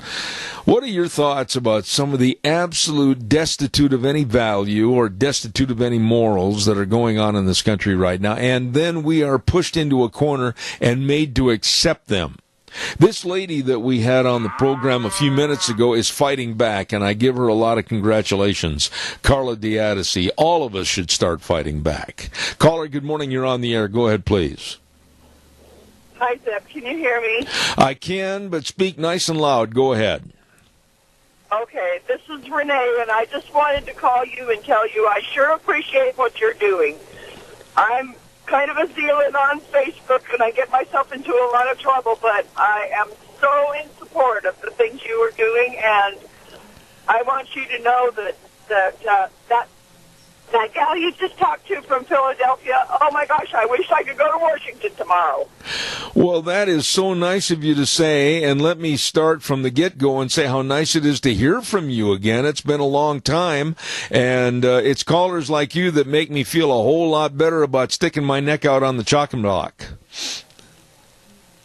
Well, I think that's something you and I both were a little bit good at here in the past. I never minded having to let the water wash off of my back when I offended somebody as a journalist, and I'm kind of that way with my political attitude, too. I really believe that you've got to stand for something or you'll fall for anything, and people better start realizing that we need to stand up and fight for the rights that we've grown up in, or they're not going to get to grow up in the kind of freedoms that we have. Amen. Renee, it's such a treat to hear from you, and sometime if you're going by, stop in, visit, and God bless you. Thank you for your call this morning.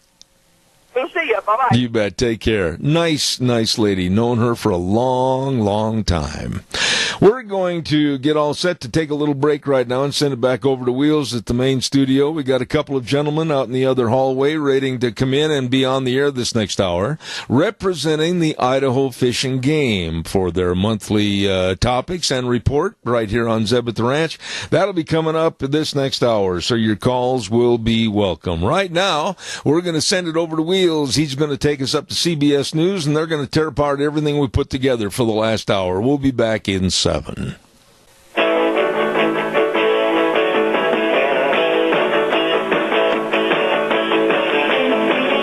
Oh, here we are in the studio, and it's macho time. We got 3 guys sitting in here, and we're ready to talk all about going out in the woods and being Daniel Boone and Davy Crockett all rolled into one. We've got our Idaho Fish and Game report, and I'm not even going to hesitate. I'm just going to say we're brought to you by our major sponsor, your Magic Valley Les Schwab Tire Centers, all 7 locations serving you, along with some of our great advertisers like Burley Physical Therapy and, of course, Rehabilitation at 1263 Bennett Avenue, Suite 2 in Burley, helping you get back to being you.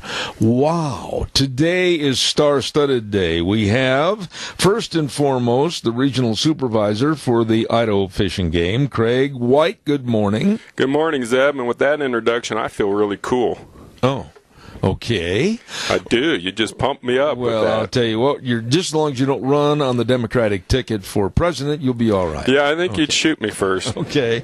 And then we're very honored to have Region 4 Commissioner for the Idaho Fish and Game, Greg Cameron. Greg, good morning to you. Good morning, Zeb. Thanks for having us on today. Well, it's extremely my pleasure to have you folks on and talk about fish and game and talk about what's going on in the state. Let me start, if I may, with the Commissioner for a little bit.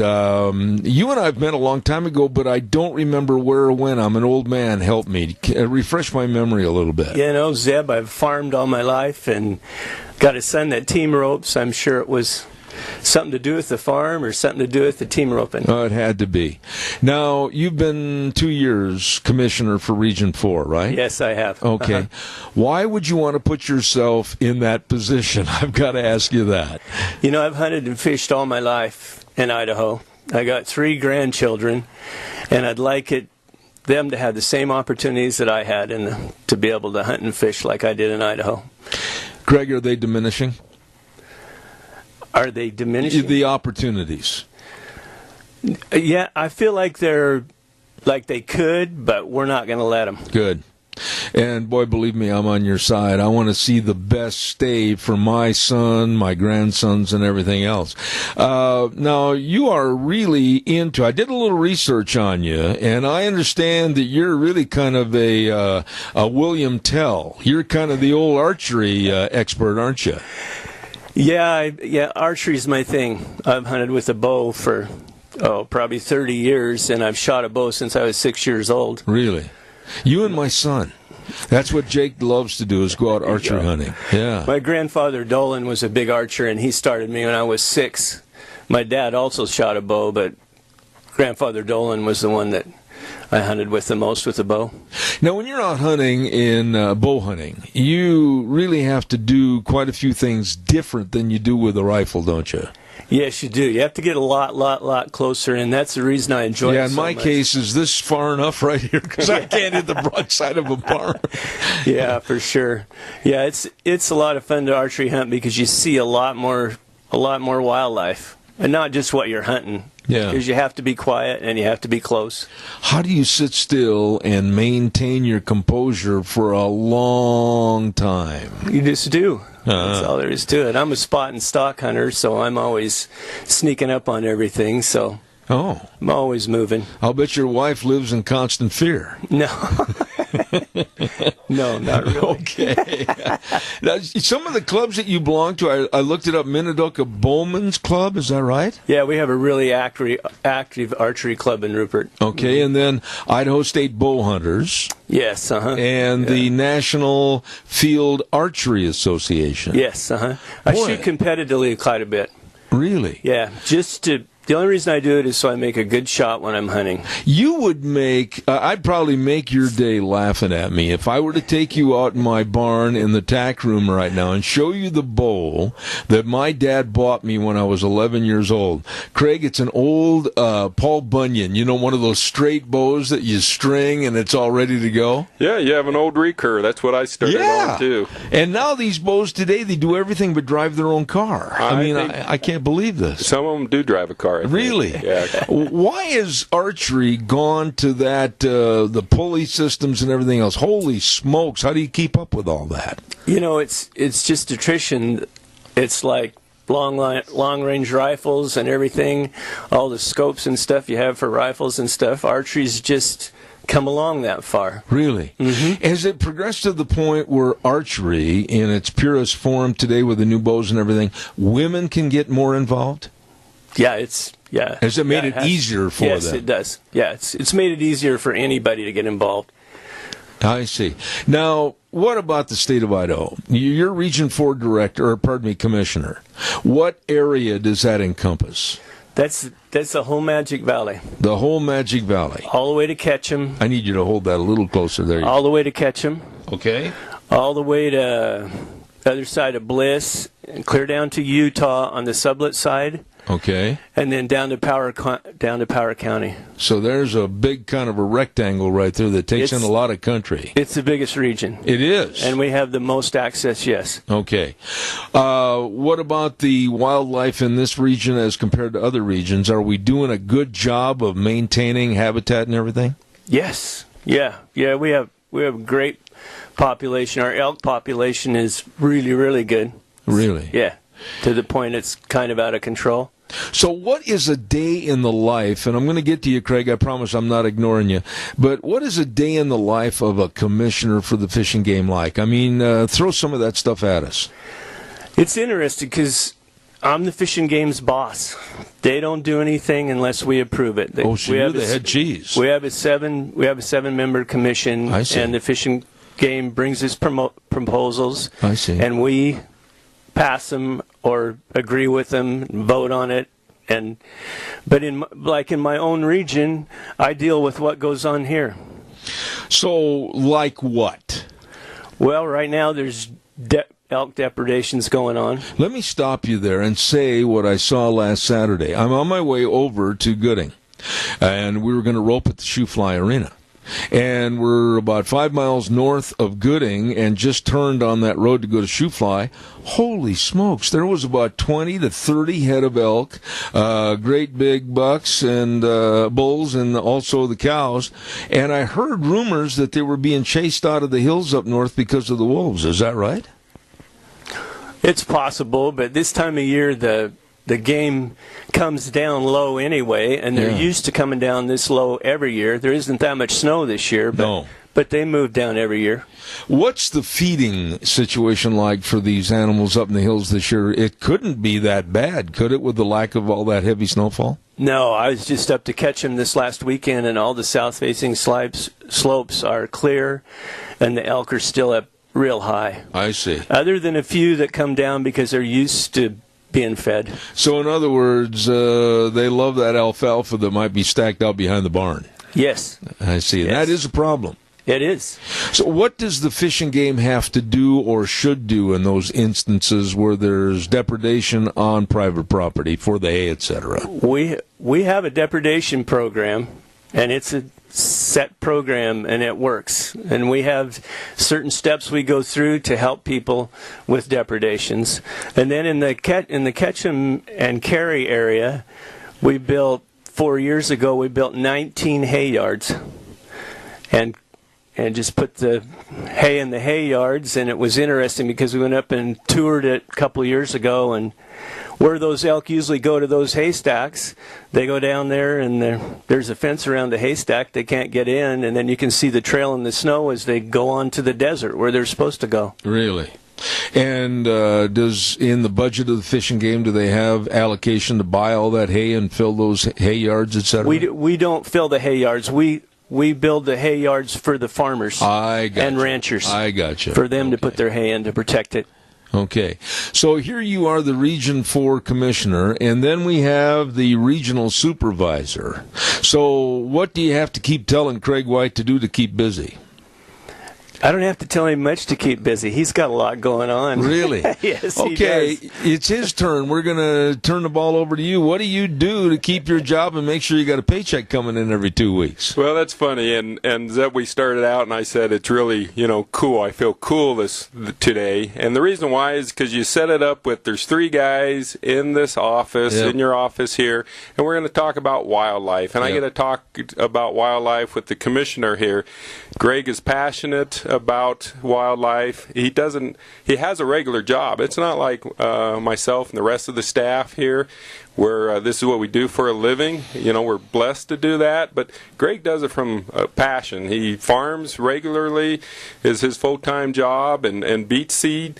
But yet he has a passion, and the only reimbursement he gets is when he's in travel status doing department business. Mm-hmm. He'll get that covered per diem, but that's not even enough to probably cover 2 days groceries at home. Oh, I'm sure. So really fortunate to be here talking wildlife with you and Greg, and that's why it feels cool. You asked me, what do I do?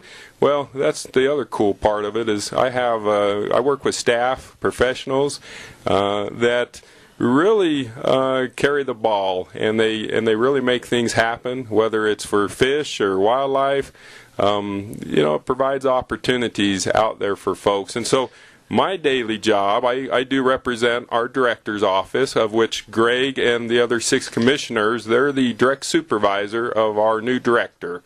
And my job is to make sure that I'm in touch regularly with Greg, and he does a great job of reaching out to me, and that we're pushing forward with the direction of the commission and the direction of the director's office, which is a unified effort to bring fishing, trapping, and hunting to opportunities to Idahoans. Okay, now I'm going to go back to that point in just a little bit, but I want to go back to Greg and ask a question that I meant to ask a moment ago. How are you selected as a commissioner for a regional post like you have now? it's a process. You submit a resume to the regional office, and then they have a committee that goes through those resumes, and you go in for an interview process at the region. And then they select 3 people out of that process, and the governor appoints you. I see. Go to the Capitol and interview with the governor, and then he makes a decision. And then Butch, when you were appointed, of course, took you out and gave you a steak dinner and all the trimmings and everything. No. He oh, really? Well, wait till I see him, that cheapskate. He told me to get to work. Okay. What are some of the things that you're the proudest that maybe you have helped achieve in the last 2 years? Oh, I don't know. Probably the most important was the fee increase we got with H230, the bill that we put through year before last. But the Fish and Game hadn't had a fee increase for 10 years. I see.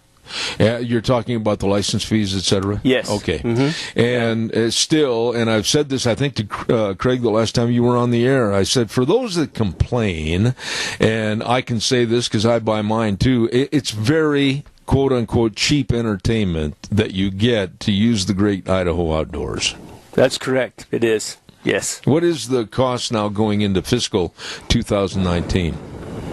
Oh, I can't even tell you. Oh, but Craig can, because, man, he's got his notebook handy. Yeah, Look at that. I got my notebook handy. He's got his book with him. You know, Zeb, if you're after a combination license, that's a hunting and fishing license, it would be $33.50, and that's an annual thing. You could get a sportsman package, which includes your elk tag, your deer tag, steelhead permits, bear lion tags as well. And that's $124.25, and if you do all those activities, that's a bargain price. Oh, but just to go out there with a hunting and fishing license, and this provides you, fishing year round. Yeah, like I do. Yeah, and you could go coyote hunting year round. It's $33.50, and if you just wanted a fishing license, it's only $25.75. Now that's just average price. There's discounts for youth, and there's discounts for seniors. So, are you intimating perhaps that I might fall into that last quarter category? I never looked at you, Zeb, but if you want to know, it'll cost you $11.75. Oh, thank you. I appreciate it. I'm writing it down. You mentioned something a minute ago, and I think it's worth really talking about before we take a break in about 10 minutes. New people. And not just students, not just youngsters, but maybe people that might be 40, 50, 60, 70 years of age. What do you tell them, or how do you get the point across that you'd really like them to take and learn about the outdoor experience? There's a lot of people today that honestly don't know a thing about being in the outdoors. That's true. It's a hard deal. It's hard to get people past adolescent age to decide to hunt and fish, but there's a lot of programs. Of course, they have to go through the hunter safety program, so that gets them started, because everybody has to have their certification. Yeah. So that gets them started. The Fish and Game has different projects that they do and that they support for children and adults. Well, the reason I bring it up, Greg, and I think you'll agree with me, is I knew that you were going to be on the air this morning. Craig had told me about that. And I just talked to some people at random, and I visit with literally hundreds of people almost every day. And it surprised me the amount of people that have never gone fishing, never gone hunting, i.e. or camping. And they really have sat there and they've watched TV shows maybe on Saturday mornings early or Sunday mornings early and thought, wow, that looks like fun, but they don't know how to take the first step to get out and enjoy it. What would you tell them? Well, if they were really serious about fishing, the Fish and Game has a free fishing day every year. You don't even have to buy a license. And they advertise it in the Twin Falls paper, and they advertise it on the radio, and they provide the equipment, and you can go there and they'll rig you up and they'll help you get started. And that's one way to start fishing. I had an idea for you this morning, and I just wanted to run it by you. I thought, why don't you guys, on behalf of the Idaho Fish and Game, and I don't know if you can do this, Craig, or not, but why don't you organize kind of a outdoor experience during the year, maybe in the fall and in the spring, to where people could sign up to spend 2 or 3 days at a campsite and learn all about fire safety and gun safety and everything else, and it would be kind of an outdoor, on-the-go experience. Have you ever thought about doing something like that? I like that idea, Zeb, and in different regions, we've done a few different things. We've held out women in the outdoor classes, and these are usually like 2 or 3 day events, not necessarily camping out, but gives women a chance to have some instructors teach them some things about hunting and fishing or whatever the subject may be that day. Sometimes they'll target just turkey hunting or something. We have up north in North Idaho and Lewiston, they've done kind of an outdoor expo similar to that. And we have some things where we do some youth pheasant hunts, some youth waterfowl hunts. But I like that, and I'd like to do that, and I think it's worth pursuing. Get some partners because there's a lot of interested folks out there that could team up with us and put something like that. Yeah, on. You could tell them, here's what you got to have. You got to furnish your own tent. You got to furnish whether it's the food and the equipment and everything. But the experience would be kind of a conglomerate effort by the Idaho Fish and Game to teach people really how to enjoy a hunting and a fishing license. Yeah, no, I like that. Like I said, we have some activities that drive right at that, but I like the idea. Maybe we could get you the sponsor. It could be the. I'd love to be a part of it. I'm serious. I'd love to be a part of it because I've said for years when I was rodeoing full time that when I retired, I wanted to spend more time doing what my passion is, and my passion is those hills. I love being up in the hills, and for people to really not understand what's up there and the maintenance and the keeping of the value of the great outdoors, it saddens me because there's a lot of people coming into our state, I don't have to tell you this, that maybe don't have the respect and appreciation that we have. Does that make sense? Yeah, it does. It makes a lot of sense. That's one thing about Idahoans. They have a lot of respect and appreciation, and there's a lot of tradition that goes into our hunting and fishing heritage. And I agree with that. I have that. All my friends have that. And I just hope that we can instill that in them. I would just say, like if you had 10 couples go up for a weekend or something, and Craig or Greg, either one of you or whomever, is kind of teaching, well, this is what we do here, this is how you should do that. It would be quite, I think, not to use the term wilderness experience, but somewhat like that. And maybe get some people hooked on really enjoying what's off the pavement. Yeah, Zeb, you're going to have to toss me your pen. I'm sincere about that, and as you well know, our regional communications manager, Kelton Hatch, resigned, and I'll throw out a plug. We just advertised that on the state web page. It'll be open for 3 weeks if there's any of your callers out there that have a kind of a background in communications, dealing with media, your type of background, and also have a passion for wildlife. That's the type of person we want to hire. That was the type of person Kelton is, and he did a fantastic job. But I'm really serious about that. I'm going to take a note, and we'll get that person on board. It would be a great kind of intro for them to put something like that together. Yeah, we could do a lot of advertising. We could do a lot, whether it's radio, newspaper, TV. I mean, I personally think that when I hear some of the comments on television and in the newspaper about people that are moving in, and we're seeing a depletion of our resources. We're seeing a depletion of so many people, but then the wildlife being pushed back and the fishing opportunities being pushed back. There's got to be a happy medium someplace because we can't afford to lose that. Yeah, we're not going to lose that. I mean, our commission is a passionate commission, and we all have jobs, we all have budgets, we all understand what everybody has to do, and we all have an Idaho heritage in hunting and fishing, and we're gonna make sure that we always have that. Greg, is the state of Idaho in general, from the top to the bottom, are we any different? Are we behind, or are we ahead in big game management and fishing opportunities, let's say like our neighbors, Washington, Oregon, Nevada, Utah, Wyoming, Montana? Personally, I think we're ahead.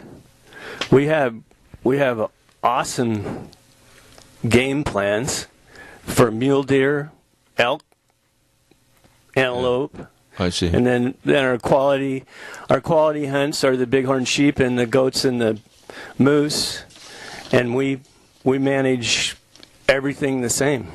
How would you respond to that question, Craig? You know what hit me is there's a recent survey results came out. A group looked nationwide, looked at government, looked at fish and game agencies nationwide, and one of the things that jumped out, and I don't remember the exact numbers, but it showed that as far as trust in Idaho Fish and Game, it went from about 53 to 56%, and that doesn't seem like, great percentage to begin with, and it doesn't seem like much of an increase, but over the same period, trust in the state's government in general declined by half. It went from somewhere in the 60s into the 30s, and you see that on the federal level too, and you see other state agencies across the country kind of decline. And what it tells me is we've done a good job of listening to the people and earning their trust. And it also tells me, though, that we got to continue to work every day to have that trust, to retain that trust, and hopefully earn more of that trust. Absolutely. We're going to take a little break here, and then we're going to come back with more with Region 4 Commissioner Greg Cameron and Regional Supervisor Craig White's with us this morning. But first and foremost, I want to remind everybody to stop over to Patterson's at 421 East Main in Burley. Don't forget they have all the complete sound systems, the home theater systems, video surveillance cameras, everything. And plus, they can put it all together for you. Car stereos, speakers, everything available at Patterson's at 421 East Main in Burley. They're open Monday through Saturday, 9 to 6, and they would welcome you in the door. They deliver and they install in the Burley area. Don't forget the best, with Lorena sitting right there giving you all the assistance you need, with the best of TVs also by Samsung, Sony, and Toshiba. All of this at Patterson's, 421 East Main in Burley. You stop in, see them today. Right now, we're going to send it back over to our main studio for about 3 minutes. We'll be back with more Zeb at the Ranch. And now, back to Zeb at the Ranch on AM 1230 KBAR. To reach Zeb, call 436-2244 or toll free 1-866-927-4587. And now, here is Zeb Bell. We're sitting around a campfire that we just made here on my shag carpeting, and we're going to go ahead and we're going to draw and quarter that elk we just got. Good morning, Idaho Fish and Game. And we're blessed to have on the air with us the Region 4 Commissioner Greg Cameron from Rupert and the Regional Supervisor Craig White. By the way, Craig, what's home to you? Twin Falls? Filer, actually. Filer's home when I moved over to this area about a year and a half ago. And you got a couple of daughters that are playing basketball that you've asked us to be their stand-in grandparents. Yeah, when I heard you only had grandsons, I thought it was only right that Deanne have some granddaughters to cheer for, and so I invited her to adopt them. Oh, my gosh, we're going to end up like the Hatfields and the McCoys. Well, that would be great. A little gun battle, you never know. I can't hit the broadside of a barn. I give up. There you go. I'm the poorest. I'm the only guy that ever went up deer hunting, and the deer stop, laugh, and giggle, and then run away. I can't hit anything. Yeah. Let's talk a little bit about the new Idaho Department of Fish and Game Director, quickly, if you would. Yeah, so Virgil Moore had been the director for 7-8 years and recently retired, I guess effective last Saturday, and the commission selected a new director. Yes, we selected Ed. He's Ed Triever. We had a lot of really good candidates. I think we interviewed 8 candidates. I see. Ed's been with from all over the state. From all over the state. Yeah, some from the commission, some from the from the department, and some from the outside. And we deliberated for 7 or 8 hours, and when it came down to it, Ed was the best choice. I see. What does that job entail? Probably 24/7, 365, right? Yes. Busy definitely. job. Yeah. Yeah. It's a it's the most intricate job in the fishing game. Let me ask you this, and I don't want to sound negative, but you got to be honest and blunt in all facets and all topics. What are some of the dangers or worries coming down the pike that you are afraid of or concerned about, Greg? Oh, I don't know. You mentioned it before, the population's exploding. Yeah. And we got to make sure that we leave room for the wildlife. Now, I'm going to say something really stupid, a 3-letter word, how? Oh, through access, yes. Land acquisition. Yeah. And we make sure we have plenty of habitat for the animals. Yeah. And plenty of room for the people. There's another word I want to throw at you that I think is it's on the wane in this country, especially when it comes to using land or being on a person's land or even being up in the South Hills. It's respect. People have lost respect for the land. When I go up there, and I've said this to Craig the last time he was on the program, that if there's anything that makes me absolutely fighting mad is to go up there and see a whole bunch of Oreo and Twinkie wrappers and beer cans and pop cans laying all over up there. That just absolutely destroys the whole experience. That's an ongoing thing. And it's getting worse, though. It is, and the problem and the deal is the more people you have out there, the more problem that you have. I mean, it's just the way it is. And it's my observation that we got to start with the kids, and unfortunately, some kids aren't raised with enough respect for the outdoors. Absolutely. But it's the adults, too. It's the guys going up deer hunting. It's so easy to throw that wrapper, that cigarette box, or whatever it is out the window. And I just wish that if their fines were big enough or somehow they could be prosecuted.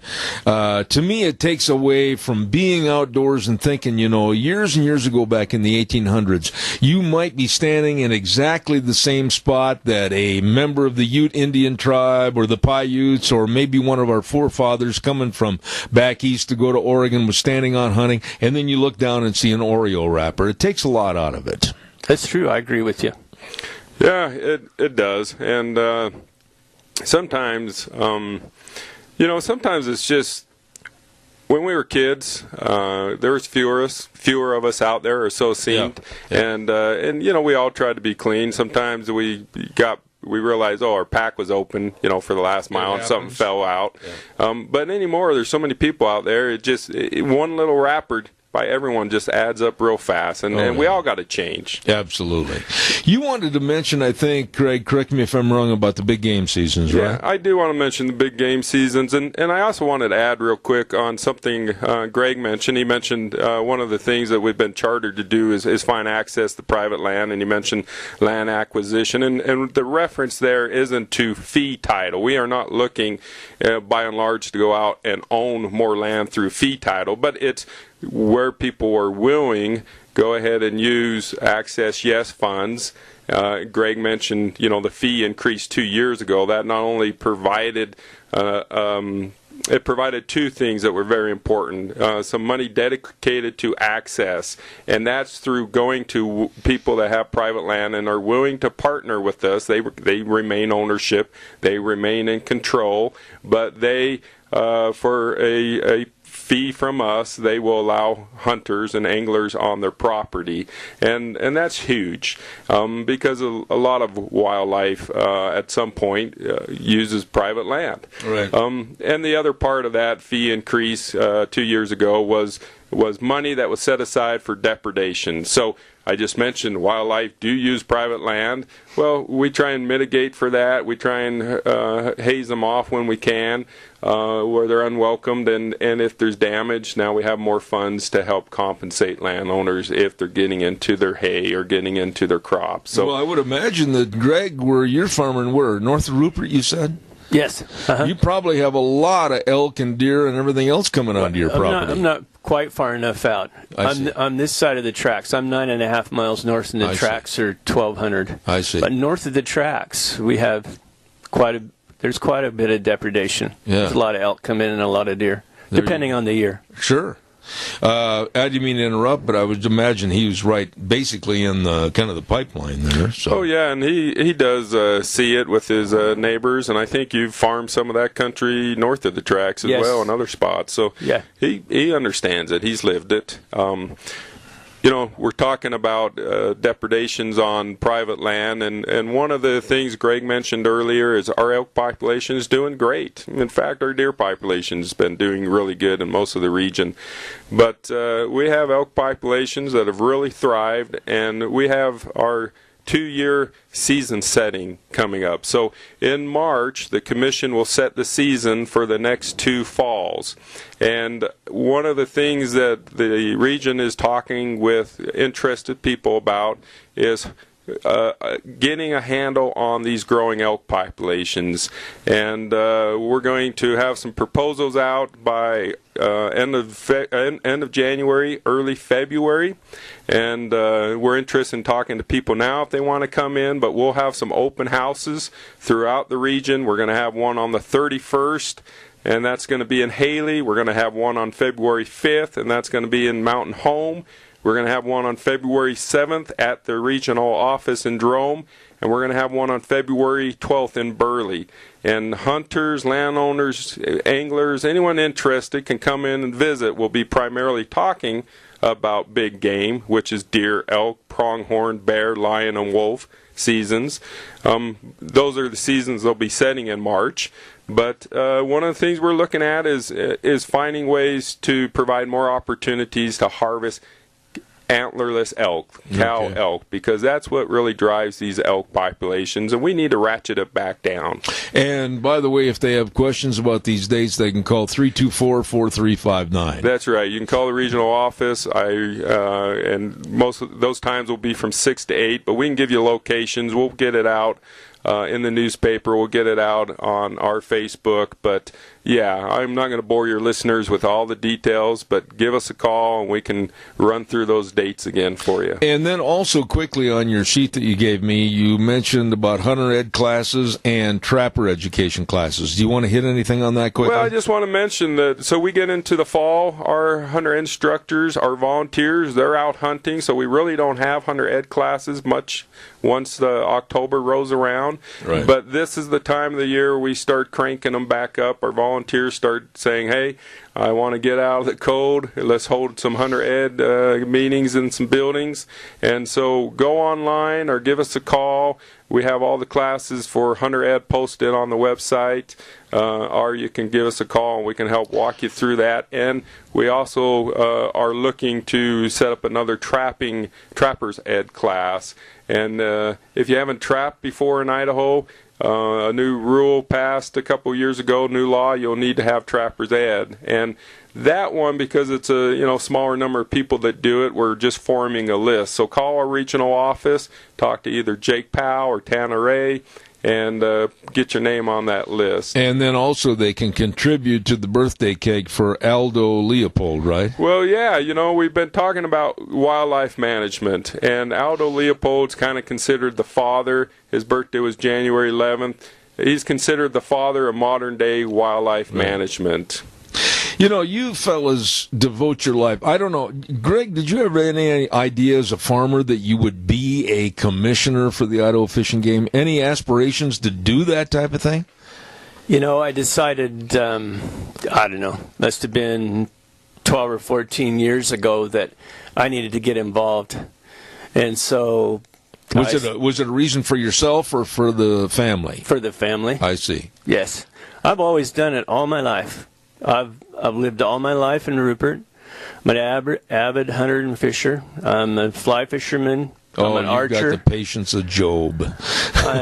I grew up in a family that hunted and fished, and I have a real passion for it. And I decided I wanted to get involved. And I actually tried out to be a commissioner one time and didn't make it. And I wasn't going to try out again, and then some of my friends that knew I had tried to be a commissioner once and hadn't made it said, you need to do it. You'd be really good. So I was inspired to try again. You have sons and daughters that love the outdoors? Oh, yeah. Yes. Yeah, I have 4 children that hunt and fish. Really? All have hunting licenses. 3 of them are archers. My son, I don't know if you know Jake or not. No, but, I don't know Jake. Jake is, besides being an outstanding athlete, he just absolutely eats, sleeps, and breathes anything to do with hunting and or fishing, primarily hunting. And he goes all over the United States hunting. I've never seen anybody that is more dedicated to his passion than he is. And that's what it's all about. He's my son, and he's got a couple of sons that are growing up doing and enjoying the same thing. It's kind of a family hand-me-down, if you will, of trying to keep and enjoy what really the United States is all about. Yeah, that's true. It is, definitely. Oh, for sure. It's exciting. What about you, Craig? I mean, you've got 2 daughters, no boys? No, I actually have 3 daughters and 2 boys. Oh, my goodness. Yes, I have a house full. Oh, my. Do they like the outdoors? They do like the outdoors. One of our favorite activities, and we've done this probably 6-7 years in a row, is to go up to, Stanley area, up to that area, and we do some fishing, and we do some hiking and camping, and this fall is pretty excited. My son, for the first time, finally got a bull elk down, and that was pretty exciting. They like to make fun of me. They say, we go with Dad all the time and hardly see any game. It's just taking the gun for a long walk. And for some reason, they think I should have everything pegged, but I also remind them that they need to work on their marksmanship sometimes. Well, I've told this story before, and it's kind of embarrassing, but I never will forget the time that Jake and one of his buddies took me goose hunting. And they went all the way around this field to kind of flush the geese up a little bit, and Dad's on the other end, and I emptied every shell I had, and not one goose hit the ground, not one. And they walked all the way back and came over to me, and Jake said nothing more than, "Give me the gun, Dad. We're going home." Well, there's a lot of folks with bird dogs have had that same look from the bird dog of, why are we out here if you're going to miss? We've got to get a weather forecast in here, and then we're going to be back. I want to talk about 2 other subjects before we leave. First of all, our weather brought to you this hour by Don Scarrow and the crew at Scarrow's Meats over at 331 North Road, Jerome. Number to call, Don, 324-7657, or you can go to their website, scarrowsmeats.com. Don't forget delicious meats like marinated pork ribs and tri-tips and prime ribs and all the different breakfast bacons and sausages and bratwurst, all of this and so much more. Get a hold of them today. Scarrow's Meats, north of Jerome, 324-7657. Right now, here's Gina with the weather. We do have a storm front that's moving into the area, and it's going to kind of hang around for the rest of the week. Here's a look at your weather forecast. More snow is expected this morning. Then it's going to be a rain-snow mix by this afternoon, so please be careful if you're out there driving. Snow accumulations of about an inch possible. We are expecting a high of 39. For tonight, chance of freezing rain and snow mix with a low of 34. That is going to carry over for tomorrow, plus some patchy freezing fog in the morning. We are expecting a high of 43 with an overnight low of 32. Hopefully by Friday, that's going to clear out, but really don't think so. Chance of snow before noon, and then rain and snow mixed, mostly cloudy skies by Friday. Plus, it's going to be breezy as well. Winds out of the west right around 23 miles an hour, high of 40. And as we take a sneak peek at the weekend, hopefully we're going to see a little bit of sunshine on Saturday with a high of 38. And that's a look at your weather forecast for Zeb at the Ranch. Thank you, Gina. And the weather brought to you this hour by Don Scarrow and the crew at Scarrow's Meats. We got to get Don back over here. Invite him over. Maybe he'll bring some bratwurst. Scarrow's Meats, 331 North Road, Jerome. Number to call, 324-7657. They are changing the way we eat, one delicious bite at a time. Hey, Zeb, when you invite Don over, could you invite Greg and I over, too, if he's bringing brats? Absolutely. You bring, like, the sourdough biscuits, and, you bring the onions and the cheese and the relishes and everything, and we'll have a brat and a adult beverage party. We'll be here. Okay. Yes, that's all. I wanted to ask you about one other issue, and I'm kind of being a little picky and choosy here because I always look for some ways that we can help others enjoy the outdoor experience. What about physically challenged folks? Is there some kind of a concept or aid and assist to help them to get the enjoy fishing and hunting the way a lot of us do? I'm not real versed on this, but our archery club, the Minidoka Bowman, is open to anybody all the time. The number's on the door, I don't have it right now, but the number's on the door, and then call anybody, and one of us will come down there, and we have bows available. Really? Yes, and for children and adults, and the draw lengths are all. They don't have to have a set draw length. They're a bow that Matthews makes, and anybody can shoot it.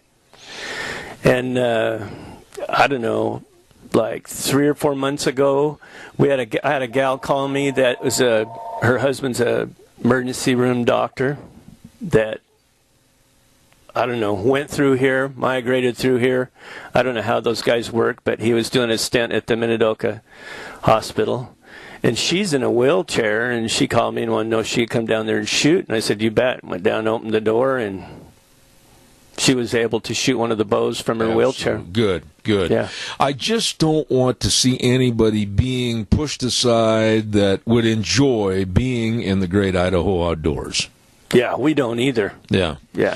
Craig, do you have anything you want to add to that? Well, so in relationship to just kind of administration-wise, and this was decisions by the commission and by the legislature, which I think is great. It's a great effort. There is a disabled combination fishing and hunting license at a much reduced price. It's $5. There is disabled archery and disabled motor vehicle permits. It's $1.75. And what it allows the person to do is actually shoot from their vehicle. Now they still can't shoot across the roadway, but they can, because we got to maintain safety. But it allows them to participate at a level that helps them. And I think it's wonderful. There are activities that many landowners will participate. They'll have wounded veterans come onto their property, and in some of these cases, they've seek a tag from the commission, and the commission, either directly or through the authority they delegate to the director's office, will approve some of those tags. I also know on the forest, while it's not everywhere, there are a few locations that they have locked gates, but it's a waiting. I don't know if they have to wait or they call in or how it works, but they're able to get permission from the Forest Service to go behind the gate and drive behind the gate where everyone else has to walk. And there are activities and functions like that, and I think it's wonderful. Absolutely. One other topic I wanted to ask you about, and I've always taken a little heat from Kelton Hatch over this because he wanted me to get a hold of your fishing director and go ice fishing. What's the ice like this winter? Is there enough on the reservoirs to go ice fishing? And no, I don't want to go. Are you positive you don't want to go? Listen, I was born and raised in southern Wisconsin. I know ice fishing better than most. I know what it's like to see people lose a $40,000 pickup down in 40 feet of water. I know what it's like. Well, there for a while, ice wasn't too thick, but Mormon Reservoir had a good amount of ice on it in recent weeks.